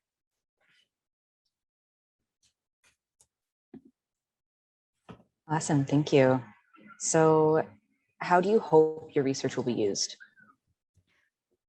Yeah, so I hope that my research and sort of the whole body of kind of anti-colonial educational research can be used to create kind of curricular materials in the future in Alberta and also just in general that don't sort of exclude these topics, but also don't include it in ways that continue to perpetuate this violence. And I think that that is something that's very important in this moment specifically where a lot of kind of authorities and school boards in the West are kind of mandating this type of inclusion. Awesome. So have you shared your research with the Alberta government? I have not, but I have gotten that suggestion from a substantial amount of people, yeah. Fair enough. So if the curriculum is inadequate, how would you recommend revisions be made? So in my paper, I actually, for those 6 subcategories, I put suggestions in for each of them specifically, but honestly, it's not a one-size-fits-all strategy. It's something that needs to be done carefully, and it's something that needs to be done through not just like quote unquote collaboration with Indigenous people, but through kind of thoughtful interaction that occurs on the terms of Indigenous groups and community, and that ultimately gets it to a place where it's not something that's rushed, where it's something that is thoughtfully kind of a part of the curriculum that isn't kind of perpetuating these Western norms. Yeah, absolutely. So in what ways can this research affect the Indigenous populations in Canada?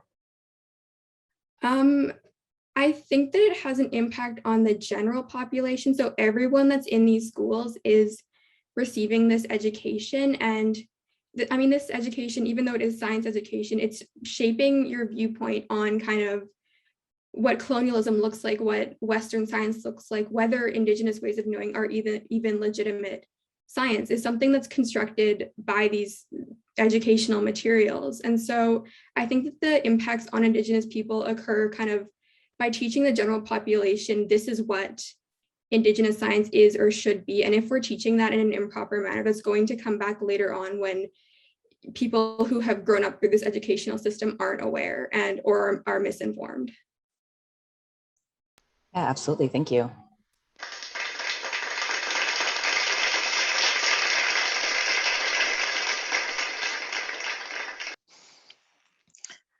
All right, thank you. And next up, we have Ashley Dugarte from Edmonton, Alberta. Thank you. Now I will share my screen.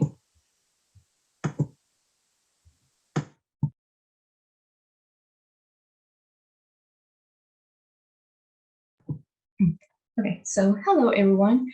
My name is Ashley Dugarte and I am a grade 11 student from Lillian Osborne High School. This summer, I was placed in a linguistics lab where under the guidance of Benjamin Tucker and Scott Perry, I researched the speech reduction. Now, speech reduction happens whenever a speaker weakens or skips parts of words. It is extremely common during casual speech, but it's not limited to it. Research in speech reduction has many different applications. For example, it can help us understand verbal communication better, as there is a point where even native speakers cannot understand extreme reduction. And it can also help us develop better speech recognition software that can actually understand the variations of speech. Despite this, it is a rarely investigated phenomenon, especially in languages other than English. And so my research focused on the pronunciation of the R sound found at the end of Spanish infinitive verbs, such as ser, ir, and estar. To do this, I looked at speech recordings of casual conversations using Pratt and this linguistic software. From there, I categorized the verbs based on the degree of reduction. And I found that the majority of the time, the target sound, which is described as a tap, was not realized. Now, this tap happens when the tongue quickly flicks against the place right behind the upper front teeth, resulting in an ere sound. And when an R sound is realized, it is more likely to be an approximant, which is actually closer to the English R sound rather than a tap. So I didn't spend all my time just listening to other people's conversations. The WISEST experience was an incredible learning experience. With the mentorship sessions, I became aware of so many careers in science that I never imagined. And it was actually a little overwhelming at first, but with the mentorship sessions, especially the one with my PI, I found that it's okay to be unsure of what I'm going to do in the future, as long as I'm willing to explore different fields, which the WISEST program really helped me with. And so I would like to thank everyone who made this possible, the Faculty of Arts for supporting me, and again, my PI, Benjamin Tucker, and my supervisor, Scott Perry, and also Solange for being a great lab partner. Thank you.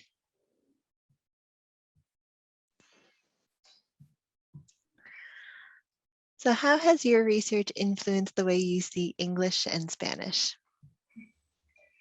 Well, I found that even though the R, for example, the sound that I researched, the R was actually more similar than I thought, because The art in English is the approximate, which was the more common realization of art in Spanish in casual conversations.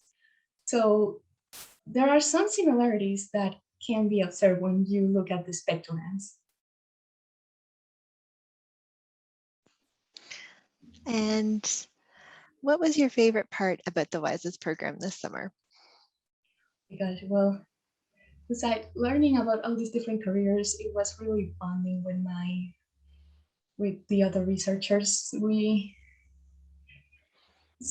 Being interested in science felt a bit isolating sometimes at school. So meeting people who are passionate about science really resonated with me. I don't feel as alone, and I feel a lot more confident now about pursuing a career in science in the future, thanks to this program. So. Okay, thank you, Ashley.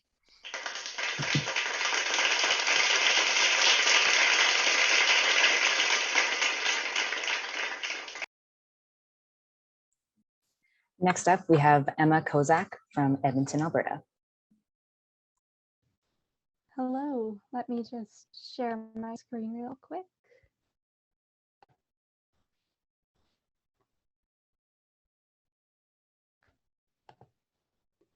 Should be shared.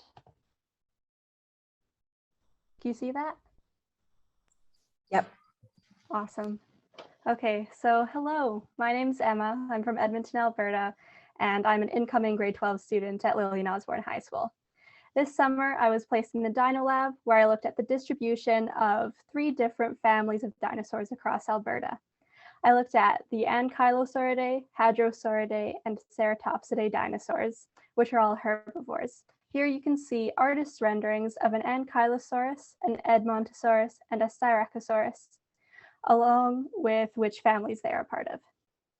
On the maps, you can see the localities of the specimens that I mapped, represented by pins.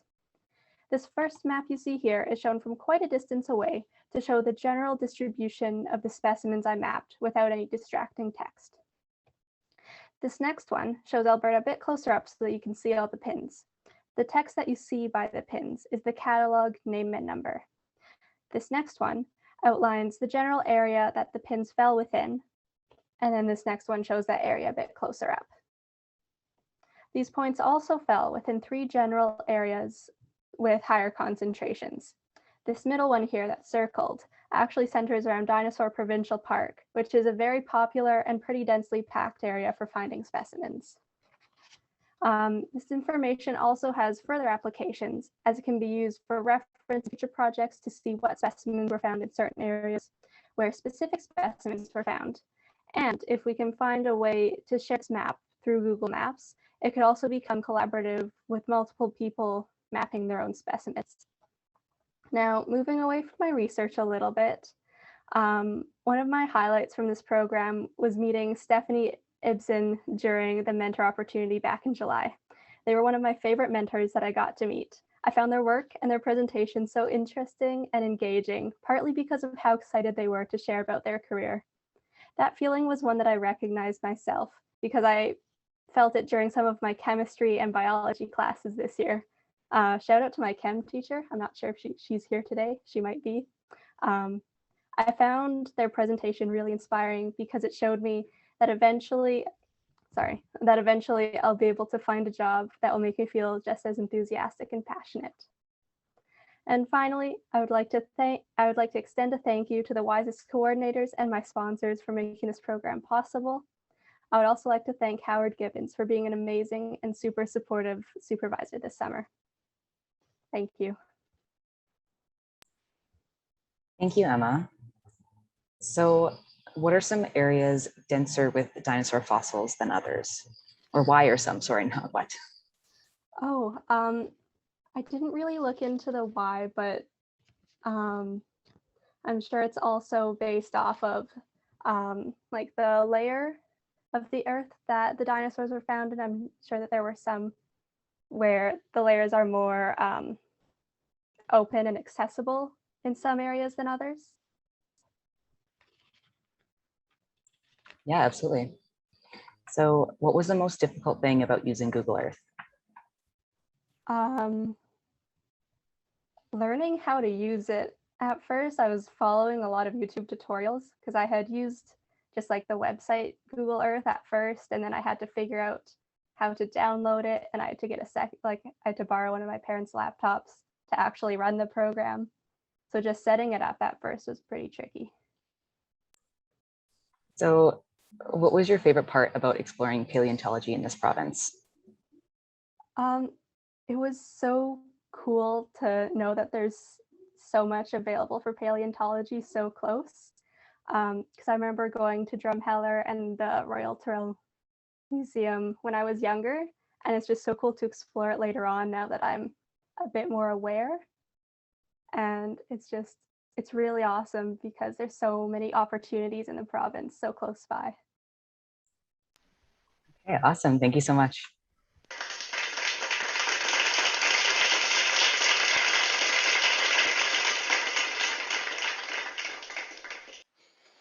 Okay, and next up, we will pass things over to Joan Pedregosa from Edmonton, Alberta. Thank you. All right, so good afternoon, everyone. My name is Joan Pedregosa. I am entering grade 12 at Austin O'Brien in Edmonton, Alberta, and I'm so pleased to present the research that I've done over the summer. I was placed in a nursing lab under Dr. Carla Hilario and Mia Tully, where I worked on a literature review on the mental health of newcomer young men in Canada. I examined multiple articles and I found 4 common factors of the mental health of this demographic. These factors included cultural difference, age, immigration statuses, and integration, and discrimination. To summarize my research, I found that there's a major gap in the mental health data of young migrants in Canada. However, I found that there's sufficient information of the mental health of newcomer youth and newcomer men. However, it's important to understand the intersection of these 2 overlapping factors. Several articles also spoke about the pressures to be stoic, to hold in problems, and that men were not supposed to cry. However, I'd like to highlight that the bottom quote specifically, which shares that showing emotion, crying, and showing emotion and crying and getting that emotional release just feels so good. It's like a natural comfort. I'd also like to highlight my experiences at WISEST. Movie nights were held almost once a week, and it was a time for us to bond as peers despite being online, and it was the most fun I've ever had. I was also part of the book club where we read parts of a book called Invisible Women by Carolyn Criado Perez.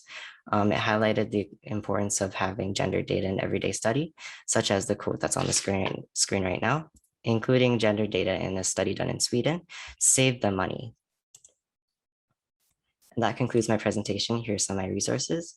And I'd like to thank my audience for your time, my supervisor and principal investigator, Mia Tully and Dr. Hilario, my teachers, Ms. Johnson and Mr. Wells, the WISEST coordinators and co-chairs and advisory board for funding my project, my family for supporting my passion for nursing, and my peers for making this such a fun time online.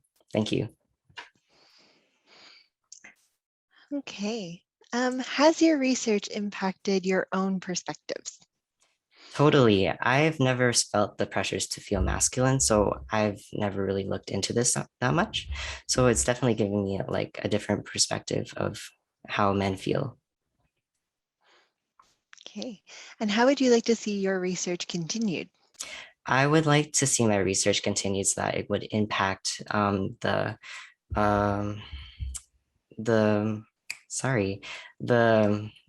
actions done by the government. It was found in a study in 2009 that a lot of the mental health care programs that were targeted towards newcomers were funded in charity-based programs rather than through rights-based frameworks.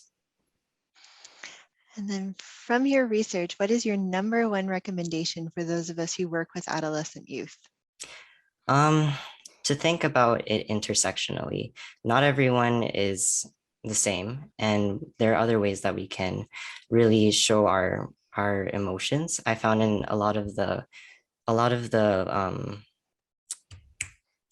patients that I've looked at, they didn't have talk therapy, but the most effective ways were through active programs or Santre therapy, which is basically talking while you're doing something else. Okay, and then last one, because I think this one's important. What should be the impact of your research on healthcare policy? Healthcare policy, definitely.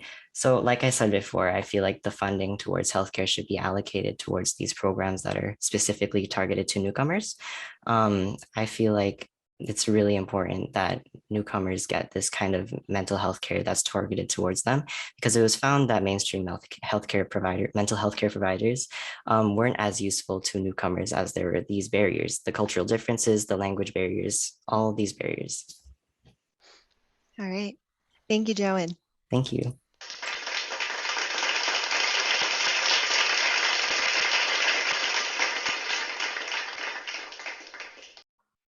And next up, we have Holly Punier from Spruce Grove, Alberta.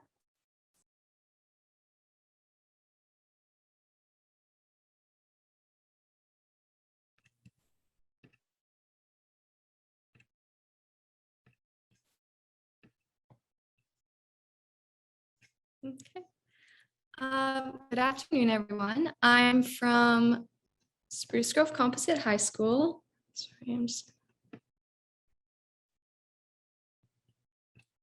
I'm from Spruce Grove Composite High School, and this summer I was placed in a composites lab in the Department of Mechanical Engineering.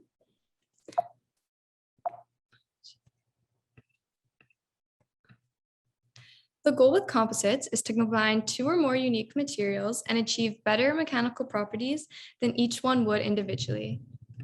I think the summer research program perfectly personifies the benefits of using composites when we combined our individual strengths, differences, and viewpoints. While fostering equity, diversity, and inclusion in STEM, it results in a very strong group that is the summer research program cohort. I researched a wind turbine blade application using specifically bio-based composites. I explored alternatives to the current composite materials that are used in wind turbine blades, which are not easily recyclable or biodegradable. Those include synthetic glass and epoxy resins.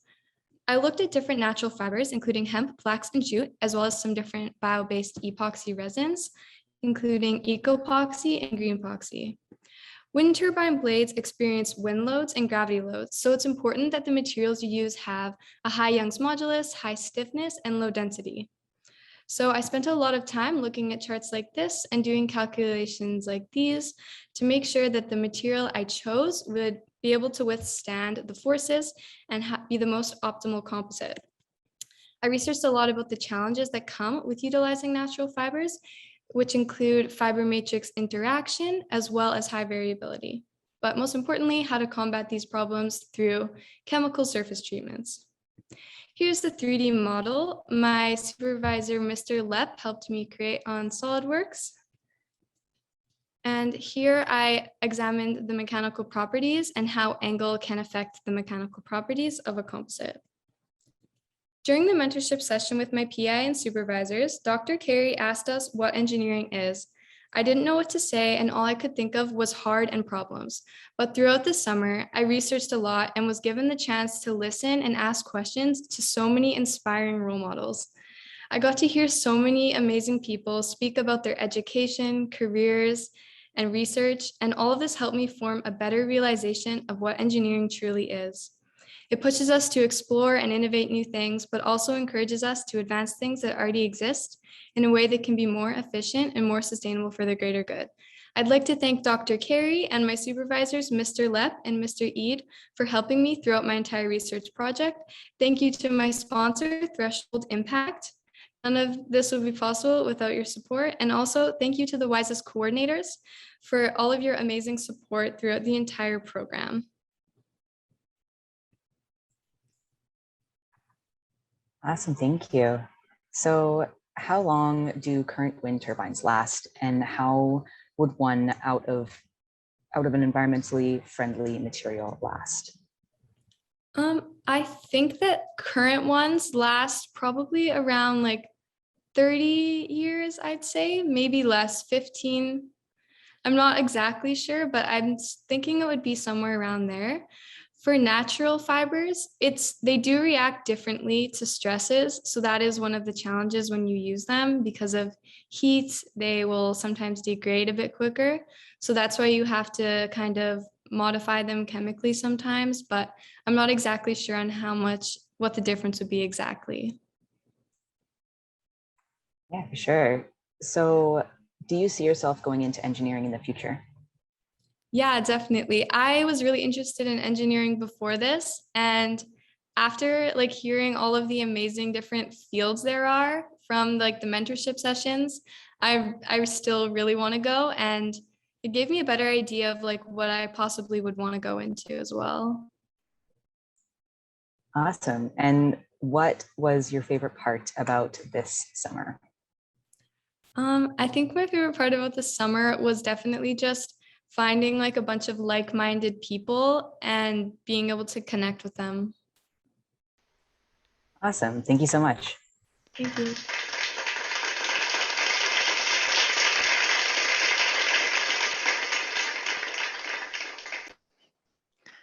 All right, and next up we have Katie Pauline from Kylea, Alberta.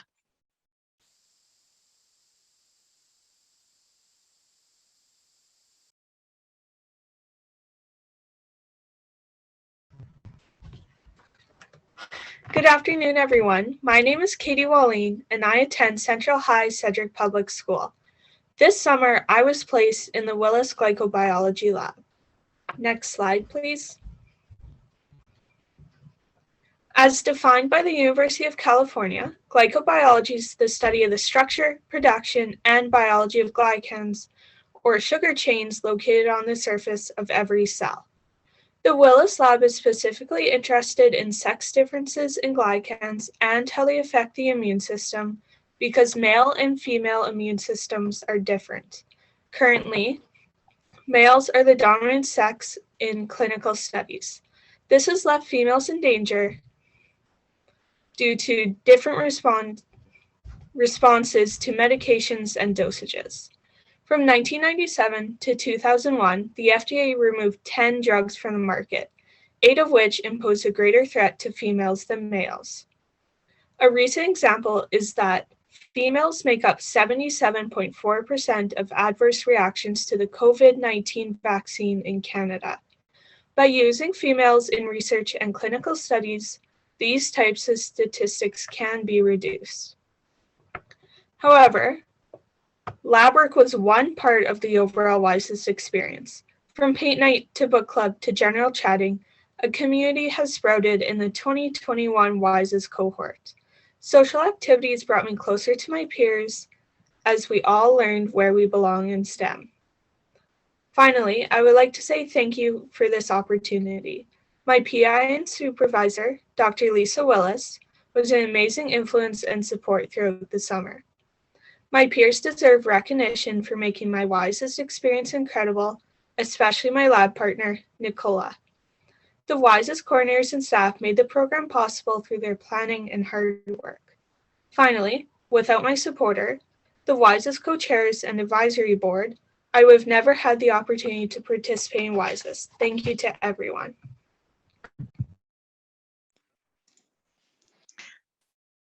So what would you recommend to researchers to create experiments that have an equal representation of participants? So currently, even in preclinical studies, mostly male mice are used. So my recommendation would be right from the start using female mice and segregating the data so that we know the differences and how they're affecting males and females differently.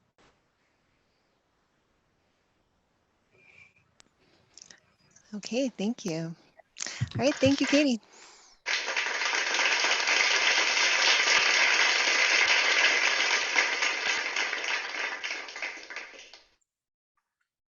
Next up, we have Sydney Easton from Calgary, Alberta.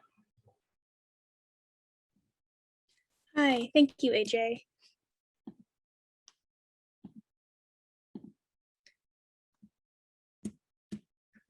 All right. Hi, I'm Sydney Easton, and I currently attend Central Memorial High School in Calgary. My placement was in electrical and computer engineering with my fellow researcher, Krishna Patel, with Dr. Jason Myatt as our PI. The main objective of our summer was to become decently versed in the Python programming language, and then to apply our knowledge to create a plasma calculator.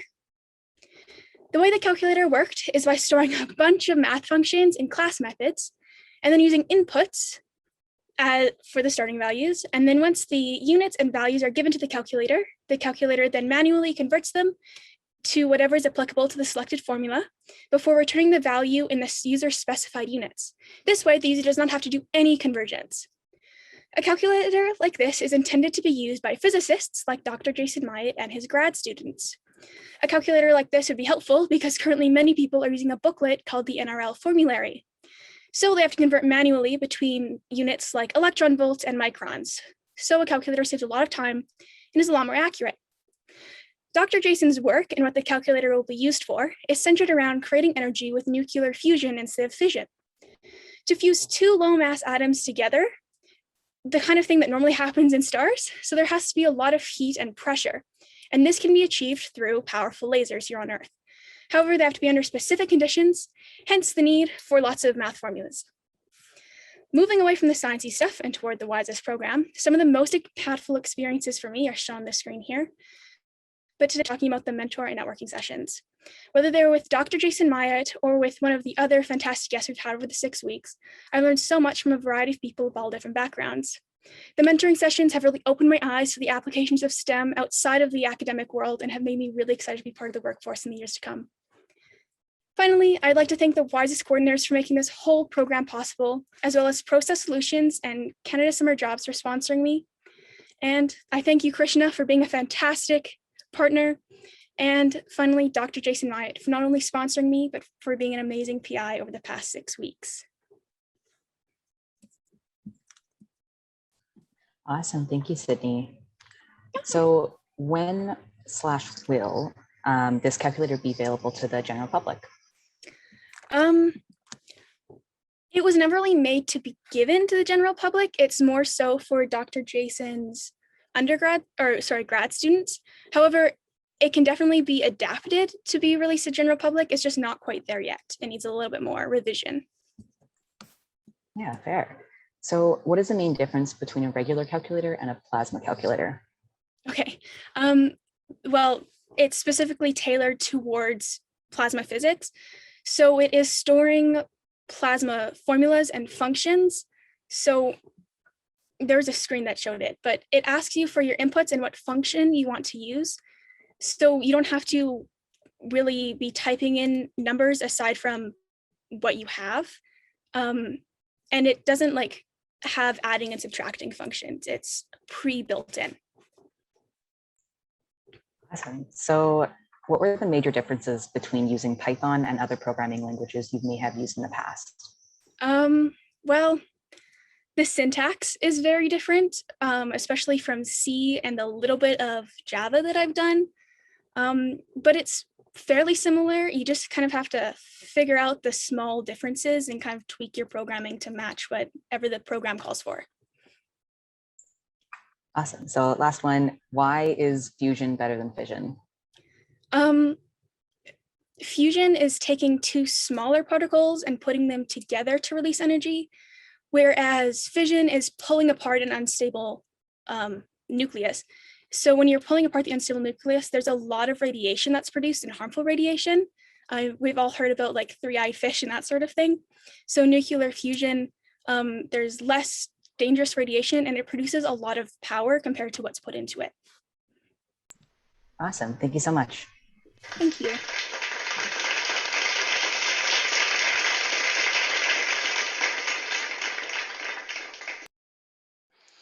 All right, thank you. And next up, we have Nicola Rao from Grand Prairie, Alberta. Thank you.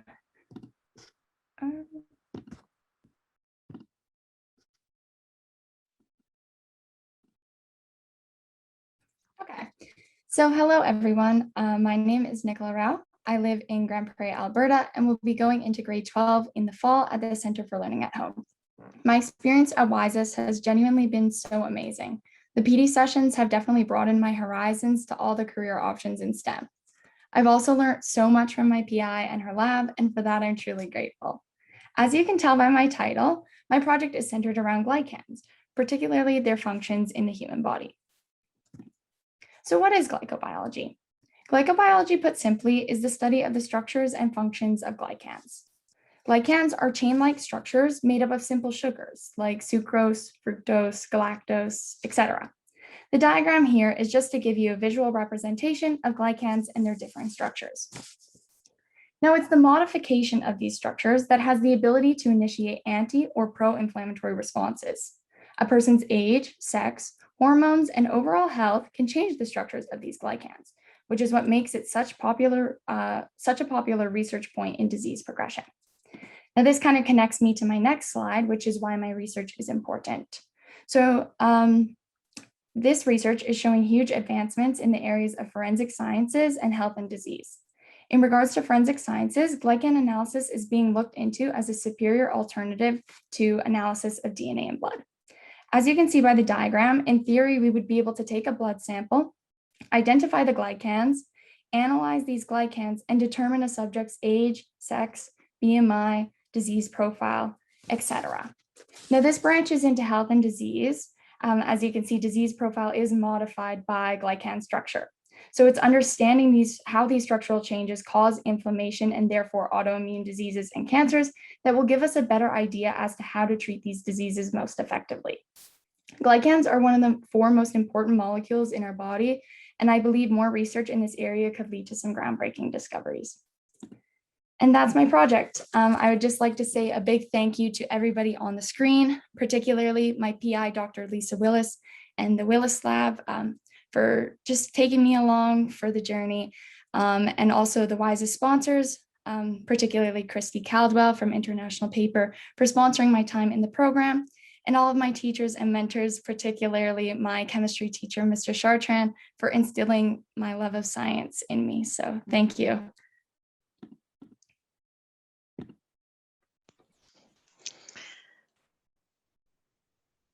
So did your knowledge of chemistry before this project help you with your research? I would say definitely. I feel like any type of knowledge prior to reading university papers is definitely helpful because there's a lot of like in-depth stuff there. And I think that both chemistry and biology set a really good basis for me in my research. What was your favorite part of your project? Oh, I think just learning the cool, like new stuff that's happening in glycobiology. Particularly my favorite was the forensic science stuff. I found that absolutely fascinating. So. And you mentioned there could be more groundbreaking discoveries. What sort of research would you like to see continue from your research this summer? Well, I would like to see kind of the same research. Glycobiology is still really understudied. And so if we could continue collecting more data, that would be great. As well, if it could be possible with further advancements in glycobiology to just go into a lab, get a simple blood test, and be able to find out if you have cancer or not, which could actually save a lot of lives. And sounds pretty crazy, but it could be possible. And do you see yourself continuing in this field or something similar? I have no idea what I'm going to do, and I'm trying to be at peace with that. I think this experience has been really great in showing me that there are things from glycobiology that I really like, and then there are also things that I don't like so much. So it's been really helpful in narrowing things down. Okay, well, thank you so much. Thank you.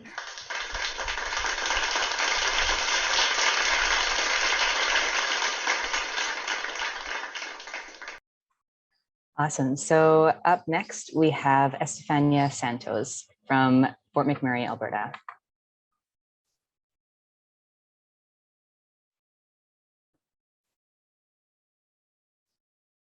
Here we go.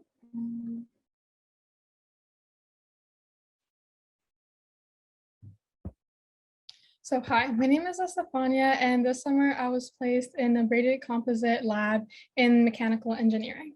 So my project this summer was to design an above-the-knee prosthetic lining using braided composites and natural fibers.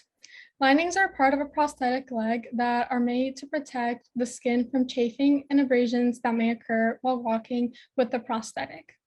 Current linings are made only of silicone, which has very poor heat conductivity, meaning that heat gets trapped inside the lining and it can get very uncomfortable for the amputee. The lining I designed is made up of 2 layers.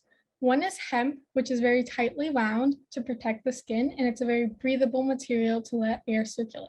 And the other one is silicone to cushion the residual limb and make sure it has support. This silicone layer is very loosely wound to ensure that no heat gets trapped inside the lining.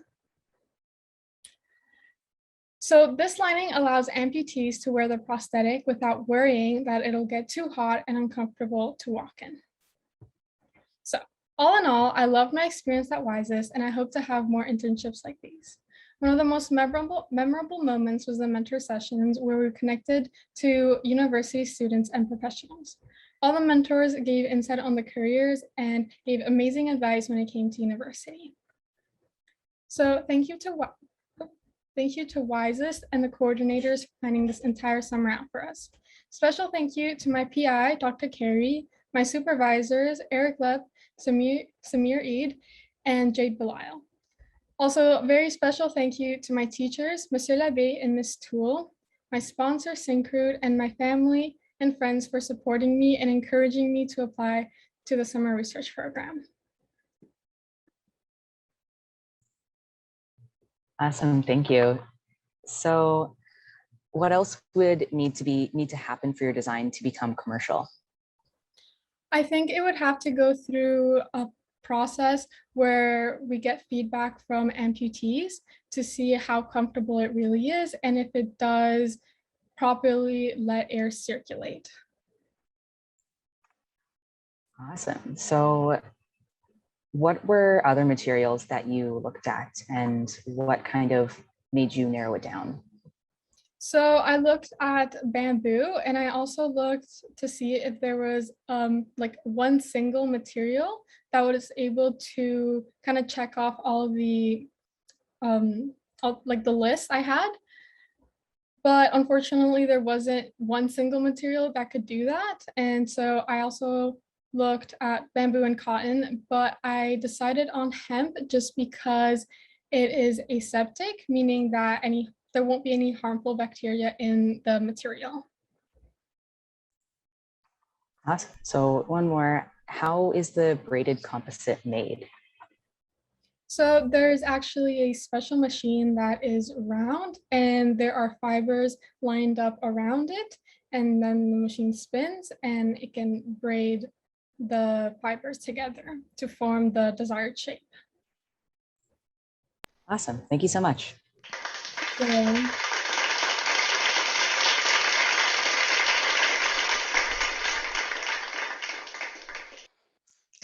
Okay, at this time, we want to take a moment just to allow everyone to stretch, stand up, grab a drink of water. So if you want to turn your cameras off, walk away from your computer for just a moment, we will return at 2:03. Thank you.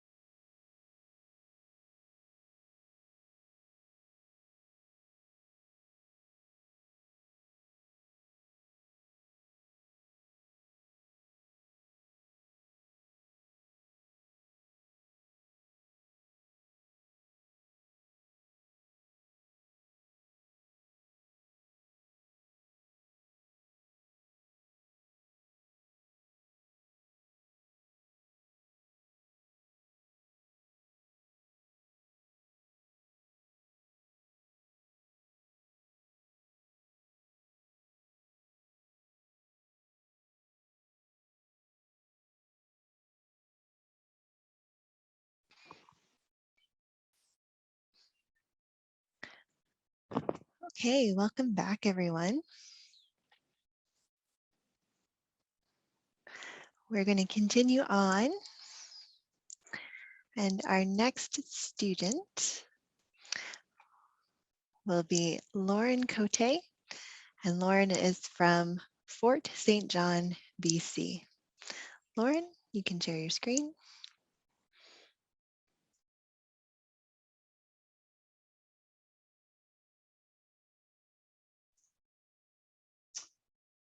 Alrighty. So I live in Fort St. John, BC. I go to North Peace Secondary School. This year I was placed in the paleontology lab working under Howard Gibbons, and I have been working on building yearly maps for the Pipestone Creek and Wapiti River bone beds in order to show what's been found at each site year by year. In order to do this, I went through all of the individual 1 meter grid maps as shown in the images here, and traced out all of the various specimens to ensure that all of the images are easy to understand and discern from each other. Throughout the process of repeatedly scanning these maps in order to document more specimens the next year, things often become very light and difficult to see, so tracing was quite necessary. Once all of these images were traced over, I had to crop them down in order to remove any unnecessary writing or staining that was outside of the grid. And then I was able to begin assembling the maps into the full year maps as shown here. Piecing together each of the maps was fairly easy as all of the images are organized on a coordinate grid. The WISEST Summer Research Program has been so valuable to me. I loved being able to work within a field I've been passionate about for so long, and working with Mr. Gibbons in the paleontology lab has been so much fun. As well, the program's provided me with so many skills such as professional communication, reading papers, and it's helped me to develop my confidence in working in a professional environment. I would like to thank my PIs, my supervisor, and all of the WISEST staff and students for being amazingly supportive throughout the entirety of the program, as well as many thanks to my sponsors. I couldn't have done this without all of you.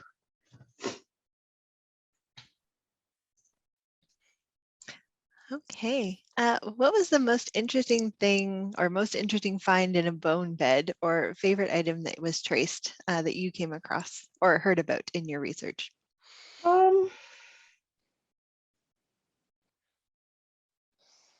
I honestly, the coolest thing to me about what I was looking at in my research was that both of the bone beds that I was looking at were all mainly made up of the same species. So most of it was Pachyrhinosaurus lacustae. And having that bone bed being made up of mainly the same species, you had a lot of diversity in the age and size of the species or of the specimens in the bone bed. And I found that really cool that there was such a range within just that small area. Okay, and what was the hardest part of your research project? Probably trying to define some of the bone bed maps, because it gets to the point where it is so light that you really cannot see the lines. So you have to go back about 4 years in maps to see whereabouts this exact bone was laying in this grid so that you could actually put it onto the next year's grid, or else it was completely invisible and you couldn't see it. Okay, thank you, Lauren.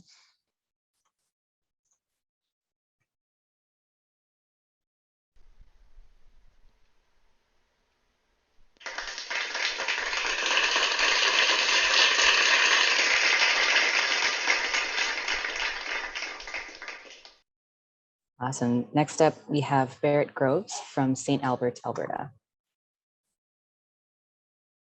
I'm just going to share my screen. All right. Sorry. Hello, everyone. My name is Barrett Groves. I'm from St. Albert, and I would like to start by thanking Dr. Martina Kalkunis-Rupel for being my sponsor and allowing me to participate in this incredible program. I would also like to thank the WISEST team for providing all of us researchers with this amazing opportunity to explore STEM. Through WISEST mentor panels, I have been able to converse with a lot of very enthusiastic individuals within as well as outside of my fields of interest. WISEST mentors are very inspiring, knowledgeable, had great advice, and also helped me narrow down what career I would like to pursue. I now feel very encouraged to pursue biochemistry or physiology, and ultimately my dream career in medicine or medical research. This summer, I worked on an equity, diversity, and inclusion project. I would like to thank my PI, Dr. Lisa Willis, as well as Ronak Patel, for having me in their lab this summer and providing guidance and support throughout this project. When marginalized individuals are held back from advancing in STEM due to implicit bias, it can lead to seatbelts that aren't as effective for women and drugs that can cause adverse effects in some demographics. Stereotypes about a gender or ethnicity can create biases that inhibit an individual's advancement in STEM. My lab designed an experiment to examine evaluator bias and potential solutions, such as anonymity and bias video interventions. The future experiment will ask science faculty to evaluate identical graduate applicants, varying only by gender and ethnicity on their competency. Using a fake sample set of 800, it was hypothesized that applicants of marginalized groups will be given lower competency ratings from faculty. This means females will be considered less competent than men, and individuals from marginalized ethnic groups will be given lower competency ratings. Furthermore, members of marginalized gender and ethnic groups will be given the overall lowest competency ratings. We hope to see equal competency ratings amongst all applicants within the intervention groups. Hopefully, this experiment will help identify effective bias intervention or elimination techniques to help provide a more equal playing field within STEM. Once again, thank you to my sponsors, Dr. Martina Kalkunas-Rupel, as well as Canada Summer Jobs, and the WISEST team, Dr. Lisa Willis, Ronak Patel, my awesome lab partner, Sage Burnett, and as well as all of my amazing teachers, mentors, and family members. Thank you. Awesome, thank you. So how did you come up with the results for the hypothetical experiment? Yeah, for sure. So a lot of the numbers was really just random data input. We based all of the results from past research. So these are fair expectations of a potential outcome of this sort of experiment. So all the results that we got, although it was based on fake data, we expect similar results due to results from past research that has had similar goals and was presented in a similar way as ours will be. Sure. So what is one thing you would recommend to professionals in STEM to address unconscious bias? Definitely. As my PI likes to say, we all have unconscious bias. It does not make you a bad person. It's just a society that we grow up in. So the first step is to acknowledge that you have implicit bias and acknowledge that we can fix this. You won't be able to address or fix anything if you don't acknowledge that it's there. So I think the first step is to acknowledge that it's there and also be willing to work towards overcoming it. So be willing to look into bias training sessions or different forms of bias training, such as intervention videos, and how you can take steps to combat your implicit bias so it doesn't affect your decision making for applicants or lab positions and things like that. Awesome. Thank you so much. Thank you.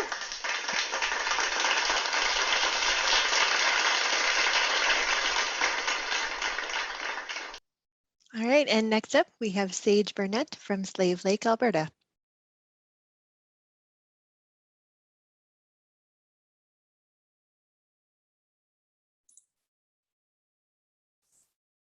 Hello, everyone. My name is Sage Burnett, and I will be a high school senior starting in the fall at Roland Michener in Slave Lake. I've spent the last 6 weeks working on an EDI project as a researcher with Dr. Lisa Willis. And this summer, I have looked into the fundamentals of bias and bias training. In my project, I chose to create a hypothetical experiment in which I evaluated the responses of the science faculty in regards to student applications. The applications were all similar except for the names, which could be used to determine the candidate's gender and/or ethnicity. I then created a data set of 150 ratings based on the hypothesis that the white male would experience the least amount of hiring bias and therefore have the highest rating. In my research, I found that the best way to reduce unconscious bias is by evoking emotion from a person rather than trying to explain it. Bias research is extremely important as a lack of consideration for different demographics can result in solutions that aren't practical for parts of the population. My time in the SRP was nothing like what I expected when I applied. This is a meme I made during the personal branding session that accurately depicts how I felt in the first week of the program compared to now. The mentorship session that we had on July 15th was perhaps the most influential thing I experienced throughout the course of the program. My mentor was Stephanie Ibsen, and their passion for their work has inspired me to find something that I love doing. There was definitely a moment during the panel where I really thought that soil was my passion just because they were so excited talking about it. The SRP taught me that I should jump at every opportunity because the worst that someone can say is no. The summer research program is truly a once-in-a-lifetime opportunity, and I am so happy that I got to be a part of it. I just want to take a brief moment to thank all of our supporters for making this entire experience possible. Dr. Willis, you have been amazing to work with. Your patience and understanding has made me feel really comfortable working in your lab, and I am definitely going to miss the 9 a.m. Monday morning meetings. Barrett, you've been my partner in crime for the duration of the program, and I really lucked out having someone as reliable as you to work with this year. Thank you to the WISEST team, the Faculty of Science, and my biology teacher, Mrs. Kenyon, for just being totally awesome and making this summer absolutely amazing.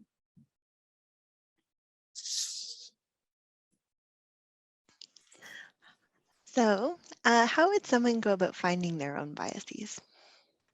I like to say that asking yourself the question when approached with a person, or perhaps you're an employer looking at an application, ask yourself the question, is this person really unqualified? Is this person really this? Or is that just my bias? If you have no reason to make that judgment on anything that you see in front of you, then it's likely just your bias speaking. And then, why was it necessary to have hypothetical results? Yeah, so we were actually working on a study that Dr. Willis and Ronak will be putting out, I'm sure later this year or early in the next year. Simply, I had hypothetical results because it wasn't complete by the end of the program. Okay, and last question, what was the most interesting find when conducting your research on bias? For me, it was a real shock to see just how many of everyday inventions are designed for the male. Especially I looked into cars for a while to see how cars are designed to be safe for men, but they are not designed to be safe for women. Okay, thank you, Sage. Thank you.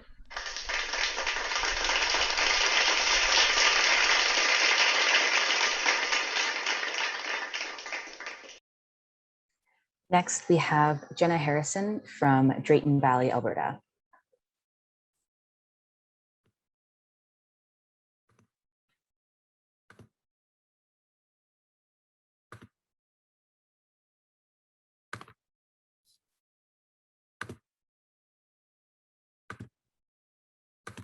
Sorry, okay. Hi everyone, my name is Jenna Harrison. I'm from Drayton Valley, and this year I was placed in Dr. Lengren's chemistry lab, and my supervisor was Mr. McNutt. My work was to calculate the response factors of compounds using gas chromatography. So this is a basic diagram of a gas chromatograph, or GC. If you look at the top left, you can see the auto sampler, which is basically a robot that injects the liquid samples into the inlet or injection site upon direction from a computer. This is how I was able to run my samples virtually through the VPN. On the far left is the gas supply. Each sample must be injected along with an inert carrier gas that it can pass through a long coiled wire called the column. Once a compound reaches the detector, it will generate an electrical current that is then digitized and sent to the processing unit for data analysis in the form of a chromatogram. GC is based on the principles of boiling point. So a liquid sample solution is injected into the GC. Remember, the column is located inside the oven. The oven will ideally heat up enough to vaporize all of the compounds within the solution. This means the compounds with a lower boiling point and density will travel to the detector faster and appear on the chromatogram sooner. Here I have a simple flowchart with the corresponding photos of the instrument. So here's the auto sampler. This is inside the oven, and the wire is the column. Here's the detector, the entire GC unit, the processing unit, and a chromatogram. On this slide, I have 4 chromatograms stacked together.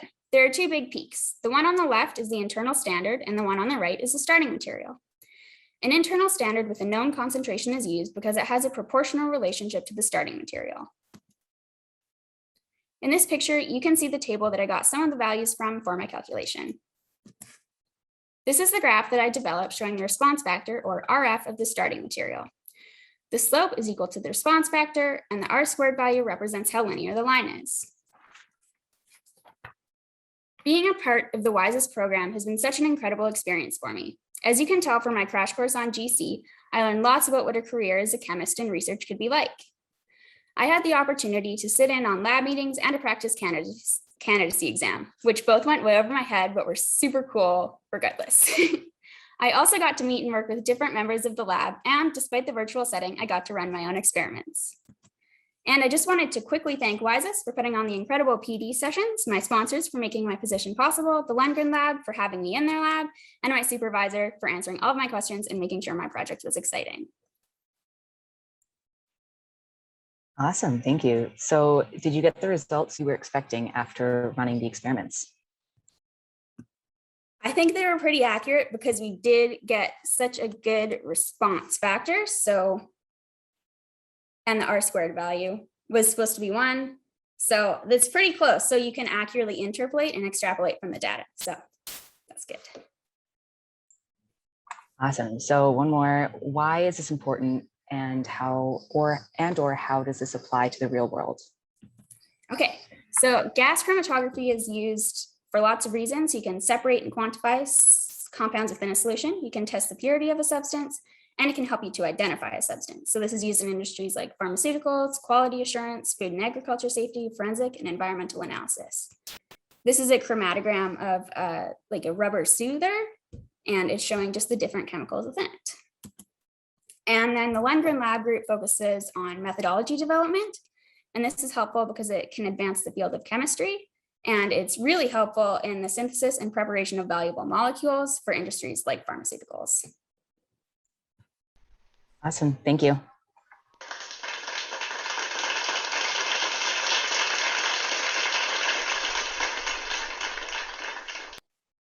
Okay, and next up, we have Jacqueline Vincent from Airdrie, Alberta. Hello, everyone. My name is Jacqueline Vincent. I am a WISEST Summer Researcher for George McDougall High School. I've spent these past 6 weeks doing a literature review.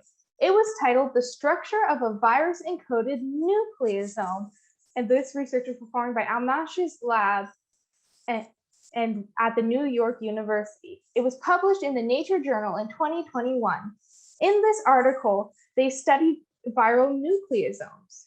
Nucleosomes are subunits of the X-shaped chromosomes that are found in our cells.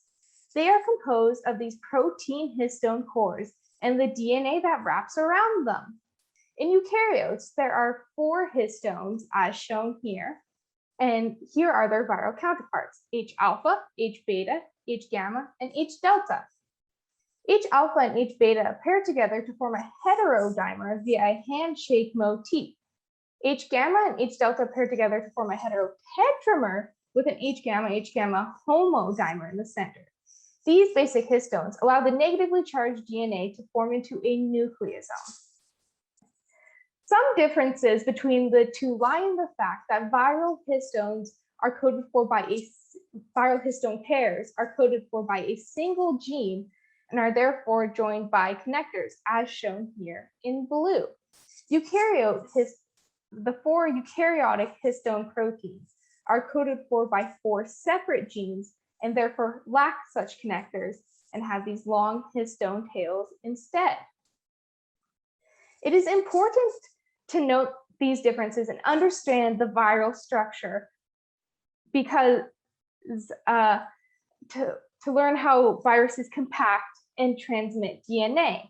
Because the more we know about this, the more measures may be taken to prevent them from infecting and harming healthy cells and organisms. I got to have a wonderful summer studying this structure and working with my supervisor in the biochemical Glover lab. There have been many highlights this summer, but one of the most notable is just getting the opportunity and confidence to network with incredibly knowledgeable people and make relationships that are very impactful and meaningful. I'd like to thank my supervisors, Professor Mark Glover, and especially Dr. Hashmi Panigrahi, as well as my sponsor, Teresa Braichichi, and all these other wonderful people and organizations you see here on screen. Thank you all for listening. Okay, did you create your own diagrams of the histones and nucleosomes? And if so, how did you or your lab create them? So how it actually works is that there's this protein data bank, which where people upload their structures, but they can use many different methods. The ones that were used for the viral histones were cryo-electron microscopy, which, as the name suggests, uses electrons instead of light to gather images of these and create 2D projections, which are then turned into 3D models, which are then submitted to this data bank. And then I pulled those from there and used a software called PyMol to create and spin them around and stuff. Okay, thank you, Jacqueline.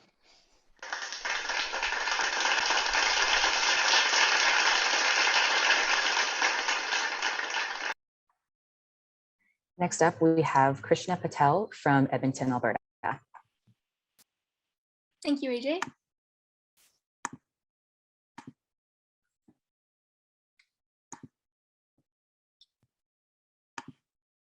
Hello everyone. My name is Krishna Patel. I attend Harry Inley High School in Edmonton, Alberta, and today I'm going to be talking about my experiences and research in the 2021 Summer Research Program. To start off, my placement was in the Computer and Electrical Engineering Lab under Dr. Jason Myatt, and I also worked with fellow SRP student Sydney Easton to program a plasma physics calculator using Python. You're probably asking yourself, what's so necessary about this project? Well, when it comes to units in general, there's so many different types: SI, imperial, and the list goes on. When you couple this with already complex formulas, it can become a tedious and error-prone process to calculate these using very long data booklets, such as the one on this slide.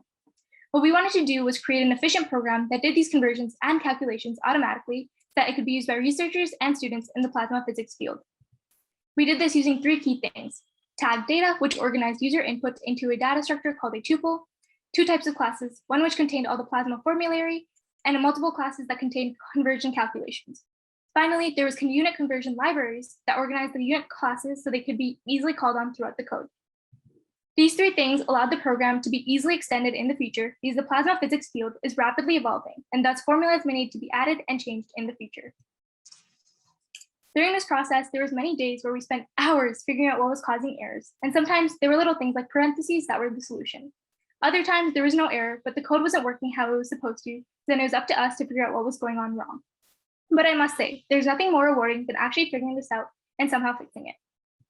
When I applied to the SRP, I was an overwhelmed and lost grade 11 student, and throughout the program, I was given access to some outstanding mentors who have opened my eyes to the different work fields and provided me with some amazing advice that will foster my future. Book Club allowed me to broaden my awareness of the gender biases in our world, and I've also made some amazing friends in these 6 weeks. This program has helped confirm my love for engineering, and now I know that is the field I wish to pursue. Now I'd like to extend a thank you to WISEST, my PI, Dr. Myatt, my lab partner, Sydney, and the other SRP students for their continual support. I'd also like to thank Process Solutions and Dr. Myatt for sponsoring me in this program. Thank you. Awesome, thank you. So what does plasma physics consist of for those that are not familiar with it? Well, for the most part, there's I'm just gonna explain the units because that's what I know the most. There's units like electron volts, there's formulas like laser frequency, stuff like that. And it's sort of like the idea, it sort of deals with lasers more than necessarily plasma. So yeah. Awesome, thank you.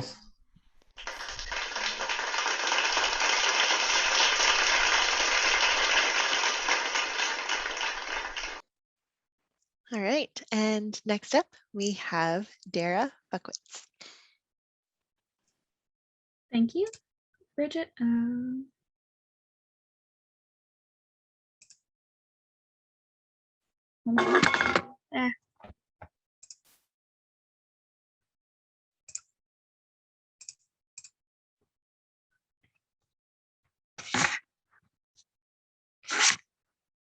Hello, everyone. My name is Dara Beckwitz, and I attend J.C. Sherrick Hanna High School in Hanna, Alberta. This summer has been very exciting and a very unique experience, to say the least. I was placed in the Faculty of ALES with Dr. Heather Bruce as my PI and Dr. Bimal Roy as my supervisor. My project consisted of looking at the effects of low birth weights and different fat content diets on the growth rates of piglets, along with the impact on muscle fiber size and number, and how this would affect meat quality. We found that piglets fed a high-fat dairy diet were more likely to grow healthy weight and catch up to their normal birth weight counterparts. Because of selective breeding practices leading to pigs having larger litters, this type of research is very important for the meat industry. And this research could have impacts on human children as well, who are born underweight and need to grow healthy. This summer has been pretty amazing and nothing like I've ever experienced before. And it was very hard for me to find a favorite part, but I guess I did it. My favorite part was learning how easy it is to participate in science. You basically just have to try. For example, this summer we did digital lab tours from on campus to all across Alberta. And my favorite one was our first lab tour in the Dino Lab, where aside from learning a whole bunch of fun facts about dinosaurs and getting to see lots of cool bones, I found out that I could volunteer in the lab and help clean actual dinosaur bones, even if I'm not taking courses in the paleontology department, which is kind of insane. And I need to thank some people for this amazing summer. My supporters this summer were Canada Summer Jobs and the Faculty of ALS, and I am grateful for my placement because of them. I'd also like to thank Dr. Bruce and Dr. Roy for allowing me to be a part of their lab and to learn from them and their experiences. I also want to thank the WISEST coordinators for coordinating us.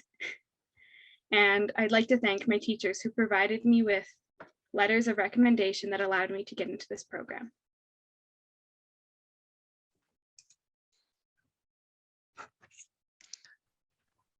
Okay, thank you, Dara. Why piglets for this research? Well, as pigs are being selectively bred to have larger litters, so more pigs, they are getting lower and lower birth weights, and they're very easy to study and very similar to humans too, in that regard. All right, thank you so much, Dara.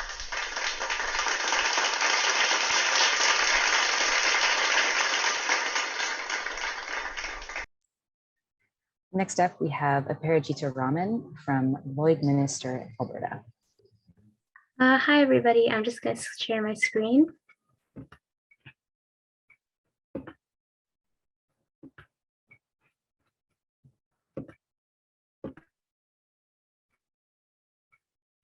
So hi, I'm Aparajita, and I'm an incoming senior at Lloydminster Comprehensive High School in Lloydminster, Alberta. This summer, I was placed in a lab interspersing neurotechnology and linguistics to create a language learning platform in the Faculty of Rehabilitation Medicine and Communication Sciences. I was under the supervision of my supervisor, Eden Redman, and my PI, Dr. Jacqueline Cummin. The research I worked on this summer focused on developing the world's first language learning platform optimized to directly utilize brainwaves, Koala Academy. The efficacy of learning is often disturbed by problems encoding new information to our memories, something which fluctuates across individuals and situations. What if we could predict the likelihood of remembering a studied item during the process of studying and use that info to improve the efficiency and overall success rate of learning? Our project leverages a subsequent memory effect, or the fact that memory outcomes can be predicted based on brain activity during attempted memory encoding. Accordingly, we plan to develop a language learning game which will provide real-time feedback to users on whether the encoding of a given translation is likely to be successful or not through commercial brain-computer interface EEG headsets, which basically track your brain data and stream it to Koala Academy. Initially, we will focus on Mandarin acquisition because of the difficulty of the language. We also plan to host our application online, allowing open access to any users with the requisite hardware. I was involved specifically on validating study 1 before we moved on to encoding Mandarin, basically checking that the platform was obtaining and streaming the brain data from the headsets properly while participants engaged in an oddball task. These programmed graphs show that timing is consistent and that the platform can collect data, which is useful for providing live feedback in the next study. The next study basically works on learning Mandarin through a gamified platform efficiently due to something called deep neural networks, which can classify whether you're likely to encode an item or not and give you that feedback in real time. Progress can be tracked on Koala Academy. Koala Academy's efficiency aids in language learners. It can be modified to address different learning pathologies, and it's accessible and provides live data and feedback, as opposed to traditional analyses in labs. This is what makes it important. Aside from the research, WISEST has made this the best summer of my life through movie nights, socializing with like-minded peers, and networking opportunities. I even networked with somebody from Gilead Sciences and was able to connect to somebody at Columbia who was studying bioengineering, and we've kind of become virtual pen pals. My supervisor, Eden Redmond, was able to get me into a hackathon, and he also offered that I continue interning with the lab throughout my school year. Lastly, thank you so much to my supervisors at Motorola and Canada Summer Jobs for making this summer possible. Thank you to the WISEST team for their unconditional support. Thank you to my PI and supervisor for letting me into your lab and changing my outlook on neuroscience and science itself. I'm further charged to pursue neuroscience. And finally, to my friends, teachers, and the audience for showing up and listening. Thank you. Awesome, thank you. So what fascinated you the most about your research? I think that what fascinated me the most was, aside from neuroscience, which I'm like obsessed with, interspersing it with something like linguistics, which at first doesn't seem related to neuroscience at all.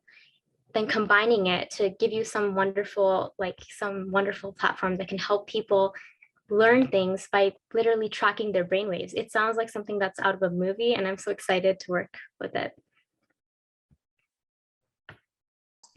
Awesome, thank you.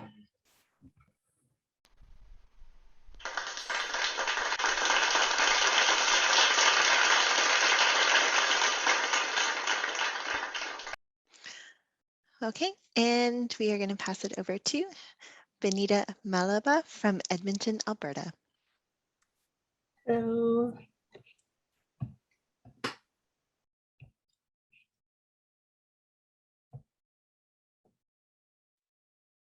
Hello everybody. My name is Benita Malaba and I'm heading into the 12th grade at Mogasabadi High School in Edmonton, Alberta in the fall. Now for the summer research program this year, I was placed in the chemistry lab.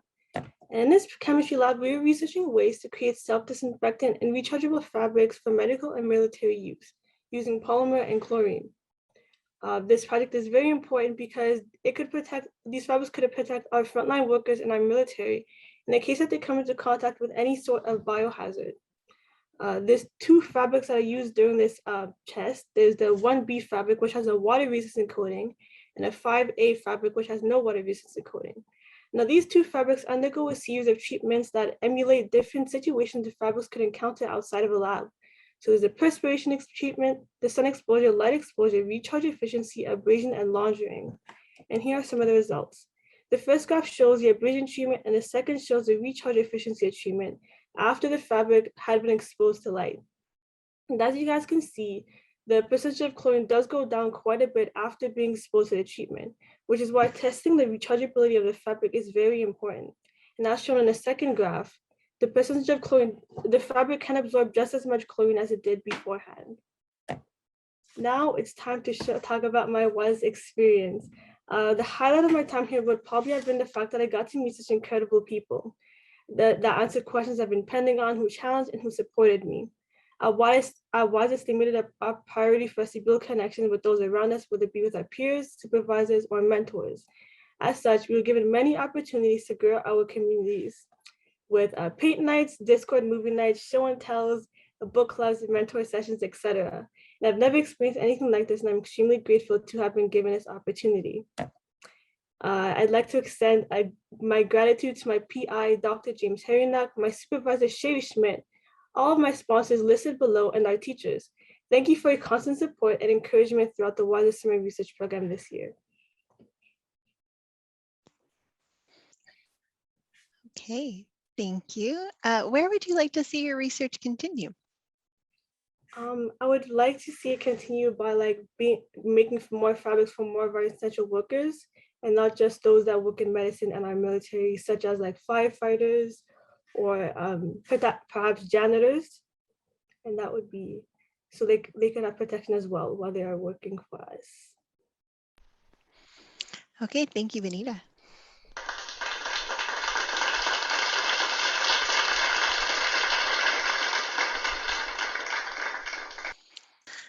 All right, at this time, we'll say thank you to the students that presented this morning, and we're going to turn things back over to Tian.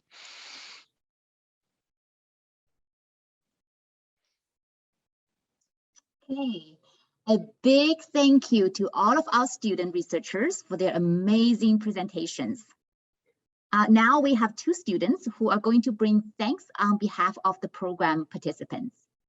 First, we have Irene Oleinka, who will bring thank you to parents and teachers. She just spoke about her summer research.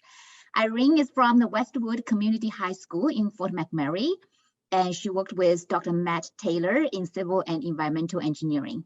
Irene, we welcome you back to the podium again. Thank you for the floor, Dr. Tang, and thank you for all of your excellent emceeing. Good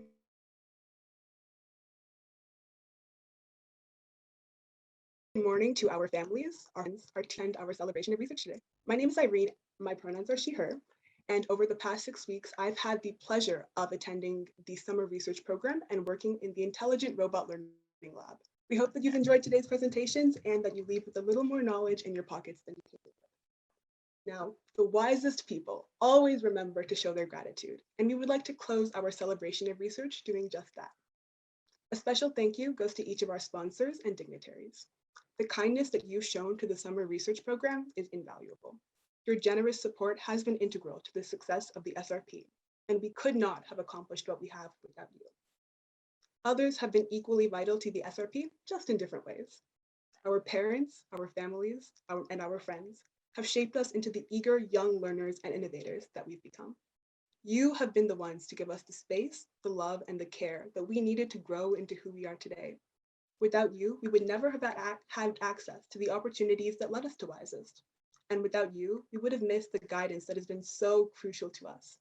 So thank you from the bottoms of our hearts for all that you've done and all that you continue to do in our lives. Our teachers have accompanied us along the paths in STEM that we chart. Some of us have always known that we wanted to pursue a career in STEM. I can only imagine the avid elementary school students our teachers contended with. Thank you for answering our endless questions and nurturing our curiosity. Ultimately, you gave us the confidence to stick with the passion that we've brought to WISEST. But on the other hand, some of us only recently discovered our love for STEM. Our high school teachers cultivate the scientific enthusiasm that often begins as a passing interest. And in one of the most challenging years that teachers have faced, your guidance has been a gift. The prospect of administering classes through Google Meet and Zoom must have been daunting, but with your consistency, your patience, and your love for teaching, you have turned years that were marked by distance learning into an unforgettable educational experience. All of our gratitude goes to our teachers for their hard work and dedication. And I certainly could not round off my appreciation speech without thanking the magnificent individuals who have dried my virtual tears through the magic of Zoom calls and Discord channels. Thank you to the WISEST staff, AJ, Bridget, Deb, Hannah, Fervone, and Helen, for always knowing what to give us. Whether it was reassurance, advice, or a little push to get us moving, they have been there for us. From orientation day to this celebration of research, our coordinators have managed a group of high school students with endless patience and finesse. Thank you to our principal investigators and supervisors who spent 6 weeks of their hectic schedules with us. We cannot be appreciative enough of all the WISEST team has done. In my application to WISEST in April, I said that without the groundwork to cultivate deeper insight into the research process, I find myself shouldering a burden of looming uncertainty. WISEST is a means of establishing the mental infrastructure required for success. Although 6 weeks was not quite enough time to turn us into research experts, I speak on behalf of all of the SRP students when I say that we are coming out of this program more centered in who we are as people, and there are no words to describe how highly we value that. Thank you to all the attendees for your listening ears and your caring hearts, not just during the summer of learning, but throughout our entire journey in STEM.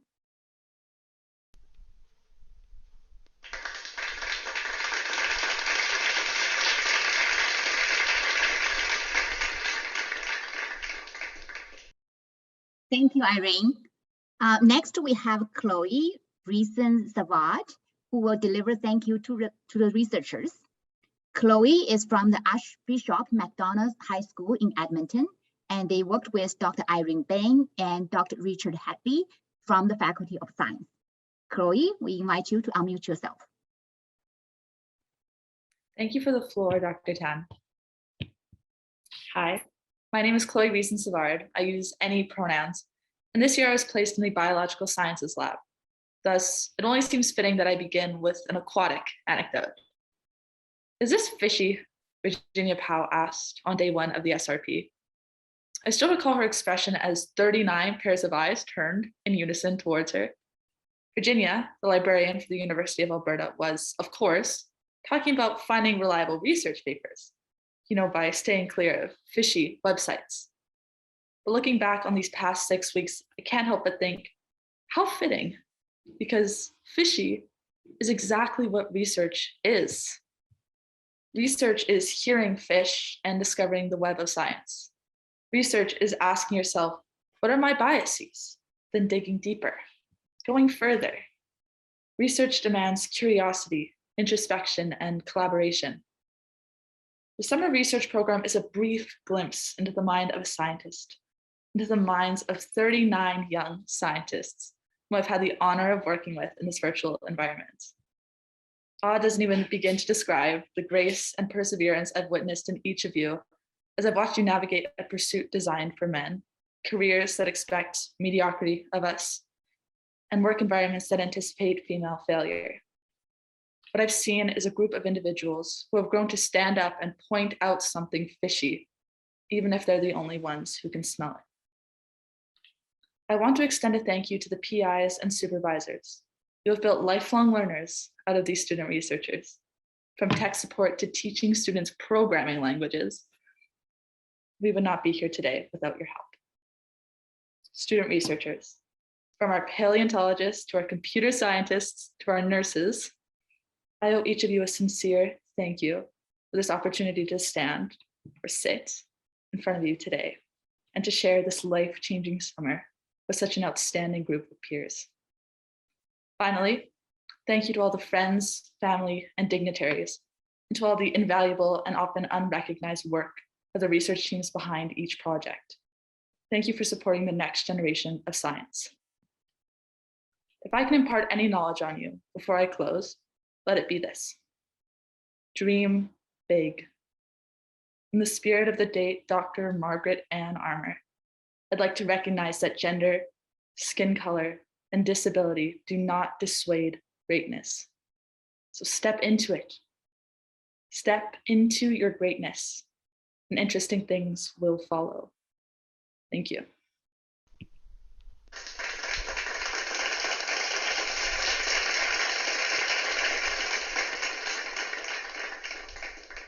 Wonderful, thank you, Chloe. Yes, someone in the chat just said that they're not crying, they're just watering.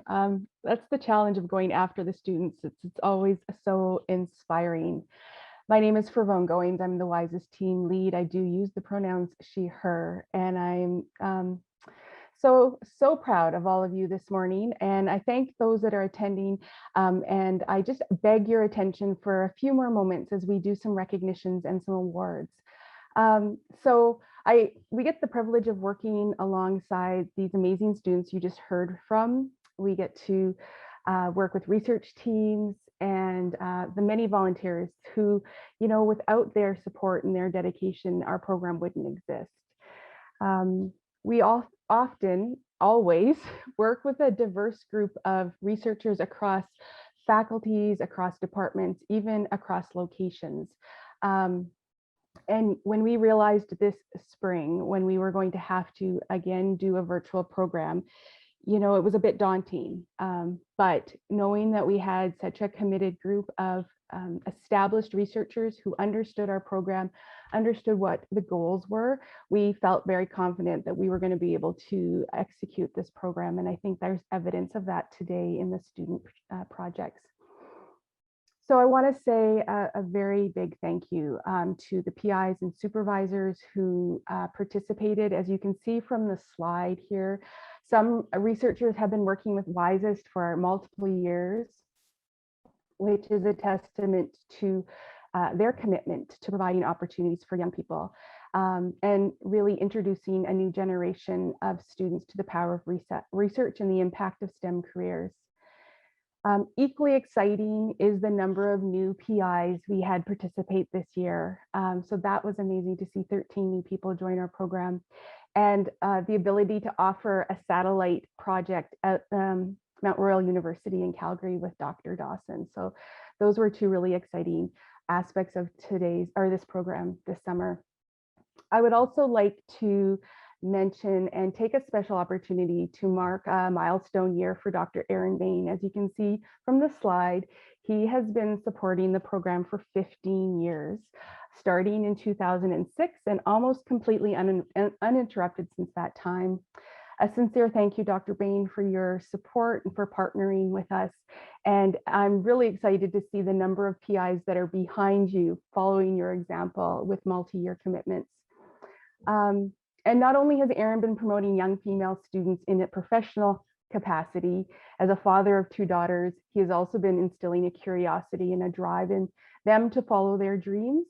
And WISEST has benefited again from that commitment, as his oldest daughter, Hannah, was a 2018 SRP participant, has volunteered extensively for WISEST, and we had the tremendous privilege to have her as part of our team this summer as our student summer cohort coordinator.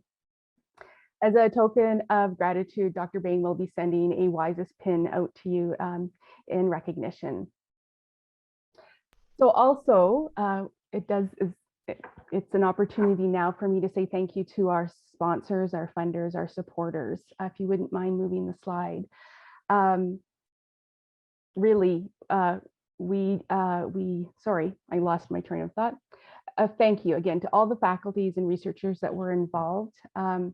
Although based on the U of A campus, WISEST relies almost completely on donations from corporations, foundations, individuals, and the public sector to develop and deliver our programs.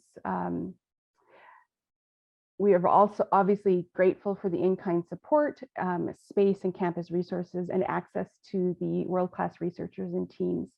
But we fundraise over $200,000 every year to make this a reality.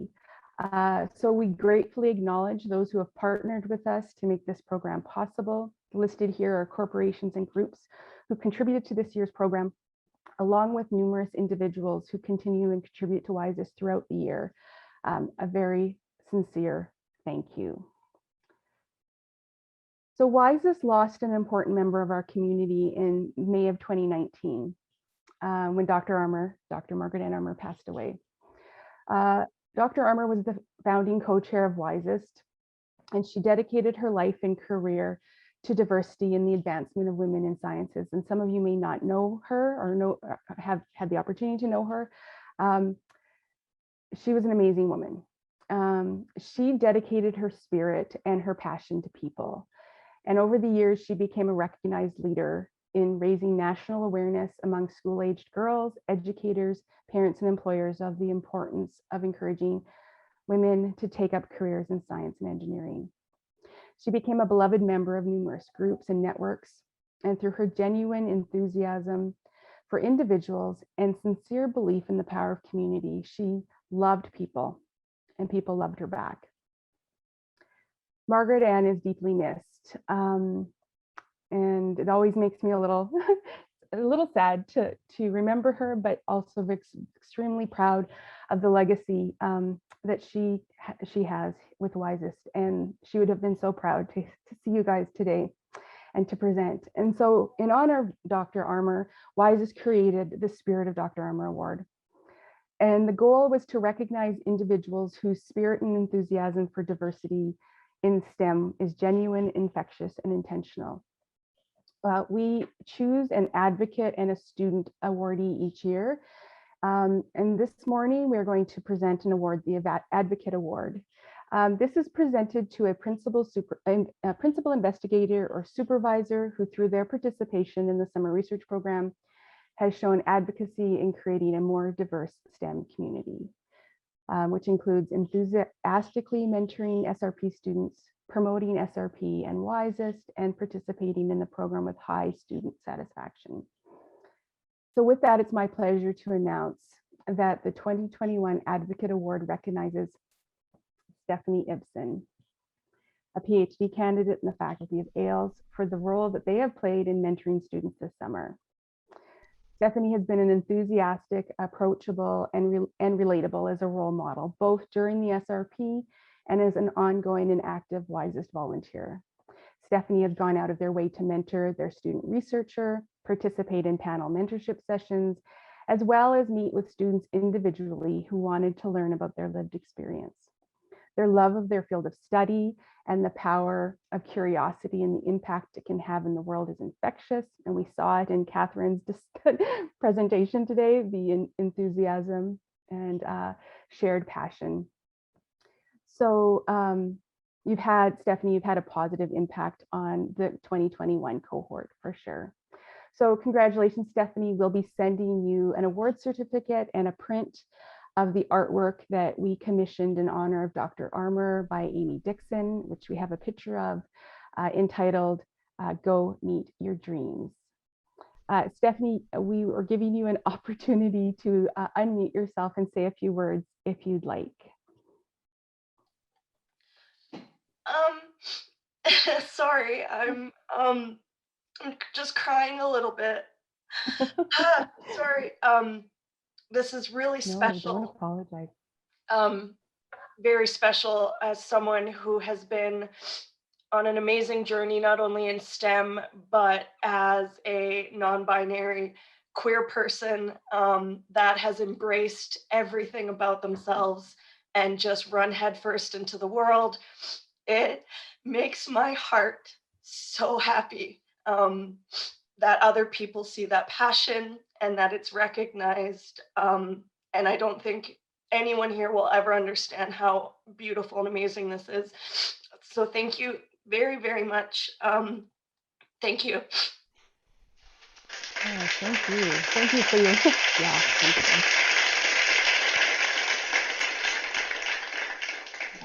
Congratulations. Yes, thank you. Thank you for your vulnerability, Stephanie, even in that response. Bridget, if you can move the slides along, please, to the picture, at least. There's the artwork that we've commissioned that will be going out to Stephanie later this week. But now we also get to recognize a student. The SRP Student Award is presented to a student who, through their participation in the program, has shown a genuine interest in passion in pursuing STEM, leadership and engaged participation in all that the program offers. They're collaborative with all people involved in the program, are showing innovation and creative problem solving, and has demonstrated resilience in overcoming barriers. Excuse me. This year, the award is going to a student who demonstrated from day one a contagious enthusiasm, a genuine interest in STEM, and a tenacity in overcoming any barrier with determination and optimism.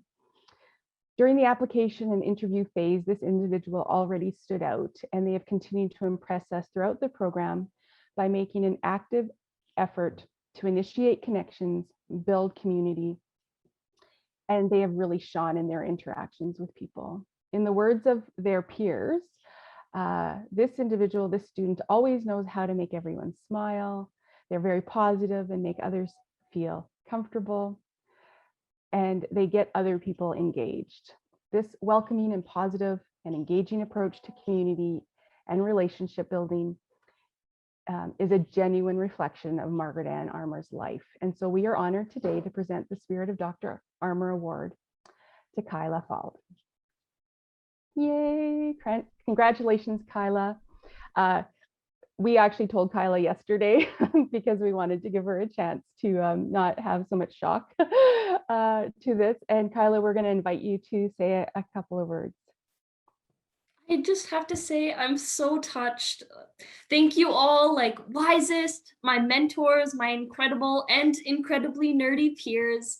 This has been You guys have just made this program so incredible and such an incredible opportunity to find skills that I will be transferring to my career in STEM. I'm so happy that I could meet all of you, and it was just such an incredible experience. Thank you all so much. Thanks, Kai. Congratulations. And with that, I will preempt the applause. My apologies. I'll pass back to Tian. Thank you, Fawon. As we wrap up today, I'd also like to thank the WISEST staff team who worked so committedly to make this program a huge success. Thanks to Fawon, Bridget, AJ, Hannah, Deb, and Helen. A recording of this presentation will be made available and distributed later in August. Thank you all so much for attending our celebration of research, and we wish you all the best in your future endeavors. We also look forward to seeing some of you at future WISEST alumni events or as students of the U of A. At this time, I invite all students and panelists to unmute themselves and give a loud round of applause.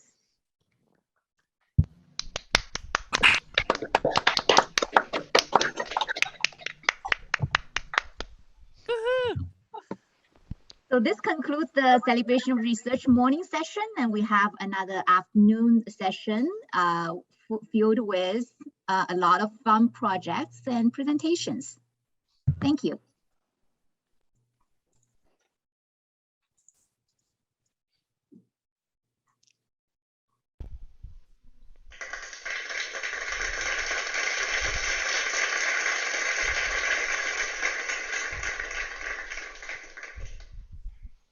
Thank you, and we welcome you back this afternoon.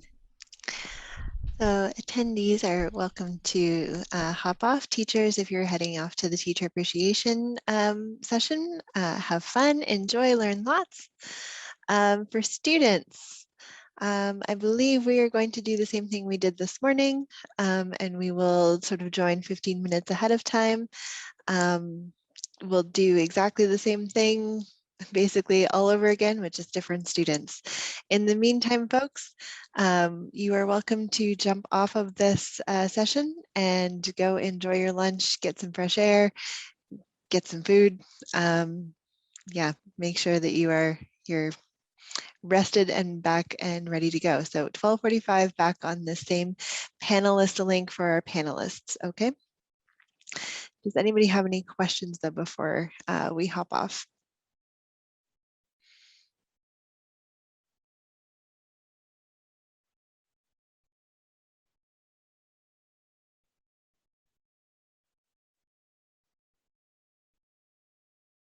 Okay. Well done, team.